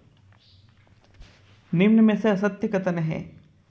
सरपंच ग्राम सभा की बैठक बुलाने के लिए उत्तरदायी है। ग्राम सेवक पंचायत के अभिलेखों के संधारण के लिए उत्तरदायी है। सरपंच पंचायत कर्मचारियों पर प्रशासनिक पर्यवेक्षण एवं नियंत्रण रखता है। और सरपंच राज्य सरकार को प्रतिवेदन एवं अभिलेख उपलब्ध करवाता है। तो देखिएगा ग्राम सभा की बैठक किसके द्वारा बुलाई जाती है? सरपंच द्वारा। जो ग्राम सेवक है वो पंचायत के जो अभिलेख है इसका संधारण करता है। जो सरपंच है वो पंचायत के जो कर्मचारी है उन पर प्रशासनिक पर्यवेक्षण एवं नियंत्रण रखता है। लेकिन सरपंच राज्य सरकार को प्रतिवेदन एवं अभिलेख उपलब्ध ये नहीं कराता है, बल्कि ये कार्य तो ग्राम सेवक का होता है। इसलिए यहाँ चौथा विकल्प क्या है? असत्य है। 127 में चौथा आंसर सही है। चलिए नेक्स्ट प्रश्न नंबर 128, राष्ट्रपति सामान्यतः किसे प्रधानमंत्री नियुक्त करता है? राज्यसभा में बहुमत दल के नेता को, लोकसभा में बहुमत दल के नेता को, सर्वाधिक मतों से जीतने वाले लोकसभा सदस्य को, और सबसे पहले दावा प्रस्तुत करने वाले व्यक्ति को। तो ऐसा थोड़ी एक जो सबसे पहले दावा प्रस्तुत कर देगा उसको राष्ट्रपति बना दिया, उसको प्रधानमंत्री बना दिया। राज्यसभा में बहुमत दल के नेता को भी नहीं, सर्वाधिक मतों से जो लोकसभा में जीतता है उसको भी नहीं, बल्कि लोकसभा में जो दल होता है जिसको बहुमत प्राप्त हो, बहुमत, उसको ही प्रधानमंत्री नियुक्त किया जाता है साथियों। आपका यहाँ पर दूसरा विकल्प सही है। कौन सा आंसर सही है साथियों? दूसरा 128 में। चलिए नेक्स्ट प्रश्न नंबर 129 पे आते हैं। निम्न में से किस मेले में हिंदू और मुसलमान दोनों ही संप्रदाय के लोग शामिल होते हैं? पुष्कर मेला, कोलायत मेला, महावीर जी का मेला और रामदेव जी का मेला। तो वो कौन सा मेला है जिसमें हिंदू और मुसलमान दोनों ही संप्रदाय के लोग शामिल होते हैं? तो साथियों दोनों ही संप्रदाय के लोग तो रामदेव जी के मेले में शामिल होते हैं। कौन से लोक देवता के मेले में? रामदेव जी के मेले में हिंदू भी और मुसलमान भी दोनों ही सम्मिलित होते हैं साथियों। चौथा विकल्प सही है प्रश्न नंबर 129 में। चलिए नेक्स्ट प्रश्न नंबर 130, मुर्किया एक है महिलाओं के हाथ का आभूषण, पुरुषों के कान का आभूषण, रियासती काल की एक लगान और आदिवासी पुरुषों का एक वस्त्र। तो वस्त्र और लगान नहीं है। मुर्किया कान में पहना जाता है पुरुषों के द्वारा। किसके द्वारा पहना जाता है? पुरुषों के द्वारा। विकल्प नंबर 2 सही रहेगा साथियों प्रश्न नंबर 130 में। चलिए आगे बढ़ेंगे प्रश्न नंबर 131 पर। तो साथियों 131वां क्वेश्चन है, देवनारायण की फड़ बाँची जाती है गुर्जर भोपो द्वारा, नायक भोपो द्वारा, कामड़ जाति के भोपो द्वारा और कोई नहीं। तो जो देवनारायण जी लोक देवता हैं इनकी फड़ साथियों सभी ने सुना होगा कि गुर्जर समाज के जो लोग हैं वो काफ़ी एक तरह से जो हम देवनारायण जी हैं उन पर काफ़ी ज़्यादा विश्वास करते हैं, काफ़ी ज़्यादा उनके गहरे भक्त होते हैं साथियों। तो गुर्जर भोपो के द्वारा ही उनकी फड़ बाँची जाती है। विकल्प नंबर 1 सही है 131 में। नेक्स्ट प्रश्न नंबर 132। 132वां क्वेश्चन है, चित्तौड़गढ़ दुर्ग बना हुआ है गंभीरी व बेड़त नदियों के संगम स्थल के समीप अरावली पर्वतमाला पर, गंभीरी व खारी नदियों के संगम पर, बनास व बेड़त नदियों के संगम पर और गंभीरी व कोठारी नदियों के संगम पर। साथियों 132 में राइट आंसर बताइए कि जो चित्तौड़गढ़ दुर्ग है वो राइट आंसर। तो साथियों ये पहाड़ी पर बना है, और पहाड़ी कौन सी साथियों? पहाड़ी है गंभीरी और बेड़त नदियों के संगम स्थल के समीप जो अरावली पर्वतमाला है, उस पर्वतमाला पर ही ये दुर्ग बना हुआ है चित्तौड़गढ़। बहुत ही शानदार दुर्ग है, देखा होगा आप सभी ने, नहीं देखा है तो एक बार जरूर देखने जाइएगा साथियों। विकल्प नंबर 1 सही है, गंभीरी और बेड़त नदियों के संगम स्थल के पास ही है ये। प्रश्न नंबर 133, निम्न में से आंसुओं में पाया जाने वाला एंजाइम है टाइलिन, यूरिएज, एमाइलेज और लाइसोजाइम। तो आंसुओं में कौन सा एंजाइम पाया जाता है साथियों? राइट आंसर बताइए 133 का। मित्रों प्रश्न नंबर 133 में राइट आंसर रहेगा लाइसोजाइम। लाइसोजाइम एंजाइम आंसुओं में पाया जाता है। चौथा विकल्प सही है आपका प्रश्न नंबर 133 में। चलिए आगे बढ़ेंगे प्रश्न नंबर 134 पर। मित्रों 134वां क्वेश्चन है, राष्ट्रीय मलेरिया उन्मूलन कार्यक्रम कब चलाया गया? 1955 में चलाया गया, 1953 में चलाया गया, 94 में चलाया गया और 76 में चलाया गया। बताइएगा राइट आंसर, राष्ट्रीय मलेरिया उन्मूलन कार्यक्रम कब चलाया गया था साथियों? देखिए 134 में राइट आंसर आपका आता है 1953 में ही राष्ट्रीय मलेरिया उन्मूलन कार्यक्रम की शुरुआत की गई थी। विकल्प नंबर 2 सही रहेगा 134 में। नेक्स्ट प्रश्न नंबर 135, समुद्री घोड़ा उदाहरण है पिसीज वर्ग का, मेमेलिया वर्ग का, रेप्टिलिया वर्ग का और मोलस्का वर्ग का। तो साथियों एक जो समुद्री घोड़ा होता है ये पिसीज वर्ग का उदाहरण है। किसका? पिसीज वर्ग। अलग अलग वर्ग पाए जाते हैं, आप हमें कमेंट करके बताइए कि मानव किस वर्ग का उदाहरण है। यहाँ पर आपका प्रथम विकल्प सही है 135 में।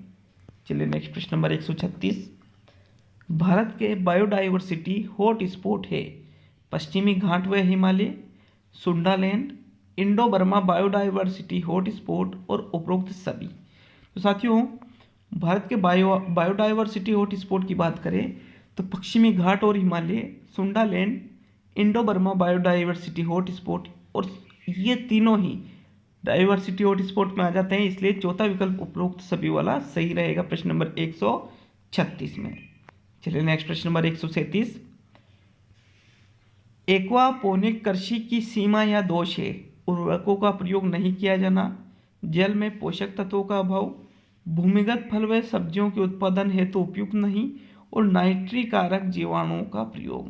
तो मित्रों एक्वापोनिक कृषि की सीमा या दो ही बताना है 137 में। राइट आंसर कौन सा रहेगा साथियों?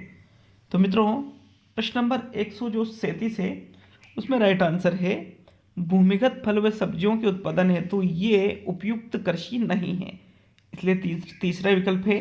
बाकी उर्वरकों का प्रयोग न किया जाना ये तो कोई दोष नहीं है, पोषक तत्वों का अभाव नहीं होता है साथियों, बल्कि इसमें भूमिगत जो फल व सब्जियों के उत्पादन हेतु उपयुक्त नहीं मानी जाती है। तीसरा विकल्प आपका सही है 137 में। नेक्स्ट प्रश्न नंबर 138, पृथ्वी का परिक्रमा पथ किन दो ग्रहों के बीच है? पृथ्वी किन दो ग्रहों के बीच में घूमती है? बुध और शुक्र, शुक्र एवं मंगल, शुक्र एवं बृहस्पति और मंगल व बृहस्पति। तो साथियों पृथ्वी किन दो ग्रहों के बीच में घूमती है? राइट आंसर बताइए 138 में। मित्रों पृथ्वी शुक्र एवं मंगल ग्रह के बीच में घूमती है, दोनों के बीच में पृथ्वी का परिक्रमा पथ है साथियों। दूसरा विकल्प 138 में सही है। नेक्स्ट प्रश्न नंबर 139 पर आएंगे। 139वां क्वेश्चन है, ये देखिए प्रश्न नंबर 139 को थोड़ा सा बड़ा है, हाँ ठीक है। हरित गृह प्रभाव से आप क्या समझते हैं? वायुमंडल में CO2 सांद्रण में वृद्धि के कारण तापमान में वृद्धि हो जाती है, वायुमंडल में CO2 सांद्रण में कमी के कारण तापमान में गिरावट हो जाती है, वायुमंडल में O2 सांद्रण में वृद्धि के कारण तापमान में वृद्धि हो जाती है, और वायुमंडल में O2 सांद्रण में कमी के कारण तापमान में गिरावट होती है। जहाँ जहाँ गिरावट है उसको आप हटा दीजिए, क्योंकि गिरावट नहीं हो रही है, तापमान में वृद्धि हो रही है। तो या तो पहला या तीसरा। CO2 के कारण होती है, O2 के कारण नहीं होती है, ऑक्सीजन के कारण नहीं होती है, बल्कि कार्बन डाइऑक्साइड के कारण होती है साथियों। इसलिए प्रथम विकल्प सही है 139 में। नेक्स्ट प्रश्न नंबर 140। 140वां क्वेश्चन है साथियों, नोकीली नाक, लंबा कद, खींचा हुआ वक्ष स्थल, पारदर्शी वस्त्रों का अंकन, ये सब किस चित्रशैली की विलक्षणता का उदाहरण है? कोटा शैली, बीकानेर शैली, किशनगढ़ शैली या देवगढ़? तो नुकीली नाक, लंबा कद, खिंचा हुआ वक्ष स्थल, पारदर्शी वस्त्रों का अंकन, ये साथियों किशनगढ़ शैली का उदाहरण है। ये किसका उदाहरण है? ये किशनगढ़ शैली का। सभी ने इसका चित्र देख रखा होगा, बनी ठनी भी जिसको कहते हैं। तीसरा विकल्प आपका सही है प्रश्न नंबर 140 में। अब अंतिम 10 क्वेश्चन देखेंगे। प्रश्न नंबर 141, करणी माता का मंदिर कहाँ स्थित है साथियों? करणी माता का मंदिर, करणी माता का मंदिर कहाँ स्थित है? देशनोक, ओसिया, आसपुर और जेतारन। तो मित्रों, करणी माता का मंदिर स्थित है राजस्थान के देशनोक, बीकानेर में। विकल्प नंबर 1 सही है 141 में। प्रश्न नंबर 142, ओजोन गैस पाई जाती है क्षोभ मंडल में, आयन मंडल में, समताप मंडल में और आयन मंडल की ऊपरी सतह में। ओजोन गैस कहाँ पाई जाती है साथियों? कौन से मंडल में या कौन सी सतह में? राइट आंसर बताना है प्रश्न नंबर 142 का। तो समताप मंडल में ही ओजोन गैस पाई जाती है। कहाँ? समताप मंडल में। तीसरा विकल्प आपका सही है 142 में। 143वां क्वेश्चन, ग्रेट साल्ट लेक मरुस्थल कहाँ स्थित है? ग्रेट साल्ट लेक मरुस्थल कहाँ स्थित है? लेक है ये ना। विकल्पों को देखिएगा, ब्राजील में स्थित है, संयुक्त राज्य अमेरिका में स्थित है, मंगोलिया में स्थित है या मॉस्को में स्थित है? तो ग्रेट साल्ट लेक मरुस्थल नाम है ये मरुस्थल का। कहाँ पर है ये साथियों? मित्रों, ये संयुक्त राज्य अमेरिका में, यूएसए, संयुक्त राज्य अमेरिका में ये मरुस्थल स्थित है। तो दूसरा विकल्प आपका सही है 143 में। नेक्स्ट प्रश्न नंबर 144 पे आएंगे साथियों। 144वां क्वेश्चन, ये देखिए प्रश्न नंबर 144 को, निम्न में से विश्व की सबसे ऊंची पर्वत चोटी कौन सी है?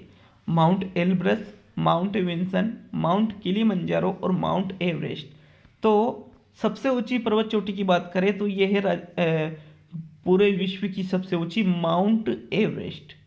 चौथा विकल्प आपका सही है साथियों। सभी को पता होगा ये क्वेश्चन, माउंट एवरेस्ट ही सबसे विश्व की ऊंची चोटी है। नेक्स्ट प्रश्न नंबर 145, समस्या के अचानक समाधान की वकालत करने वाले सिद्धांत का नाम है? सानिध्य सिद्धांत, अनुबंधन का सिद्धांत, क्रियात्मक सिद्धांत और सूझ का सिद्धांत। तो अचानक गेस्टाल्टवादी, याद आया कुछ? ये है सूझ का सिद्धांत। चौथा विकल्प 145 में सही है साथियों। नेक्स्ट प्रश्न नंबर 146, बालक देखिए प्रश्न 146 क्या है? पर्यावरण अध्ययन की जिस शिक्षण विधि में बालक सक्रिय रूप से भाग लेता है वह विधि है? कहानी विधि, वार्तालाप विधि, प्रश्नोत्तर परिचर्चा विधि और नाटकीयकरण विधि। तो जो पर्यावरण अध्ययन की कौन सी शिक्षण विधि है जिसमें बालक सक्रिय रूप से भाग ले रहा है? तो वो है साथियों प्रश्नोत्तर परिचर्चा विधि। प्रश्नोत्तर परिचर्चा विधि में क्या होता है कि अध्यापक प्रश्न पूछ रहा है तो फिर छात्र उसका उत्तर दे रहे हैं, तो सक्रिय रूप से परिचर्चा भी कर रहा है फिर साथ में, तो ये फिर दोनों बातचीत भी करेंगे, सुझाव भी लेंगे एक दूसरे से, मतलब तो फिर ये इसमें क्या अध्यापक सक्रिय, जो बालक है वो सक्रिय रूप से भाग लेगा। तीसरा विकल्प 146 में सही है साथियों। नेक्स्ट प्रश्न नंबर 147, श्यामपट्ट उपयोगी साधन है शिक्षण का, क्रियात्मक कार्य का, कविता लिखने का और विज्ञान कक्ष का? तो श्यामपट्ट साथियों, श्यामपट्ट क्रियात्मक कार्य का तो उपयोगी साधन होगा नहीं, विज्ञान कक्ष का भी नहीं, कविता लिखने के लिए भी नहीं, बल्कि शिक्षण के अंतर्गत जो भी बच्चों को आप पढ़ाना चाहते हो श्यामपट्ट के माध्यम से पढ़ा सकते हो। तो शिक्षण का ये उपयोगी साधन माना जाएगा। प्रथम विकल्प सही है 147 में। चलिए प्रश्न नंबर 148, पर्यावरण अध्ययन की कमियों को दूर करने के लिए किसका गठन किया गया था? कोठारी कमीशन का, माध्यमिक शिक्षा आयोग का, राधाकृष्णन आयोग का और इनमें से कोई नहीं। तो मित्रों, पर्यावरण अध्ययन की कमियों को दूर करने के लिए राधाकृष्णन आयोग का गठन किया गया था। तीसरा विकल्प आपका सही है 148 में। चलिए नेक्स्ट प्रश्न नंबर 149, विज्ञान किट का अर्थ है उपयुक्त उपकरण युक्त बॉक्स, किट संग्रह व परिरक्षण, मृत जीवों के परिरक्षण में और एक प्रकार का उपकरण। तो साथियों ये कोई उपकरण नहीं है, मृत जीवों का परिरक्षण या कीट संग्रह के परिरक्षण में नहीं, बल्कि उपकरण युक्त ये एक बॉक्स होता है जिसमें अनेक प्रकार की सामग्री उपस्थित होती है। तो प्रथम विकल्प सही है 149 में। अब 150वां क्वेश्चन मैंने पहले ही बोल दिया है, एसएसटी का पूरे 60 क्वेश्चनों का टेस्ट आज शाम को आएगा, ठीक है। पूरे 60 क्वेश्चन आएंगे, भाई 90 क्वेश्चन तो आपको यहाँ पर मिल गए हैं, और एसएसटी के जो पूरे 60 क्वेश्चन हैं वो आज शाम को आ जाएंगे। निश्चिंत रहिएगा, पूरे के पूरे 60 क्वेश्चन शाम को आ जाएंगे साथियों। बाकी कल वापस पूरी कोशिश करेंगे कि पूरा टेस्ट आ जाए, लेकिन अगर कल टेस्ट नहीं आया तो परसों वापस पूरा टेस्ट 100% आपके आ जाएगा। परसों कंफर्म आपके पूरे 150 प्रश्न वापस आ जाएंगे साथियों। कोशिश ये रहेगी कि जितने टेस्ट बन सकते हैं मुझसे मैं बनाऊंगा आपके लिए। तो चलिए 150वां और अंतिम क्वेश्चन क्या है साथियों, देखेंगे। पर्यावरण अध्ययन के शिक्षण की अवलोकन विधि का अर्थ है पर्यावरण को पर्यटन पर ले जाकर अवलोकन कराना, पर्यावरण को प्रयोगशाला में ले जाकर अवलोकन कराना, कक्षा में ही वस्तु का अवलोकन कराना, और इनमें से कोई नहीं। तो साथियों पर्यावरण अध्ययन के शिक्षण की अवलोकन विधि का अर्थ ये नहीं है कि कक्षा में वस्तु का अवलोकन करा दो या प्रयोगशाला में ले जाकर अवलोकन करा दो, बल्कि पर्यटन पर ले जाकर बच्चों को अवलोकन कराना चाहिए। यह है पर्यावरण शिक्षण की अवलोकन विधि का अर्थ। पूरे 150 क्वेश्चन किए हैं, कौन 110 पर पहुंचा, कौन 115 पर पहुंचा, कौन 120, 125 या 130 या 140, यहाँ तक तो कोई नहीं जाएगा। तो साथियों कमेंट करके बताइएगा। वीडियो को लाइक करना, वीडियो को शेयर करना, चैनल को सब्सक्राइब करना बिल्कुल नहीं भूलिएगा, क्योंकि एक टेस्ट को टाइप करने में, क्वेश्चन छांटने में और टेस्ट का वीडियो बनाने में बहुत ज़्यादा मेहनत होती है साथियों। इसलिए हमारी मेहनत की भी थोड़ी सी कदर कर लिया करो। वीडियो अच्छा लगे तो कमेंट भी करके जाइए। डाउट हो, डाउटफुल वाले प्रश्नों के ऊपर अभी कमेंट कर दे, बाद में यूँ मत कहे कि सर ये है वो है। संशोधन होगा तो एक दिन में ही होगा, नहीं तो फिर कोई संशोधन नहीं। इसलिए डाउट वाले जो प्रश्न हैं उस पर अभी कमेंट कर दे साथियों।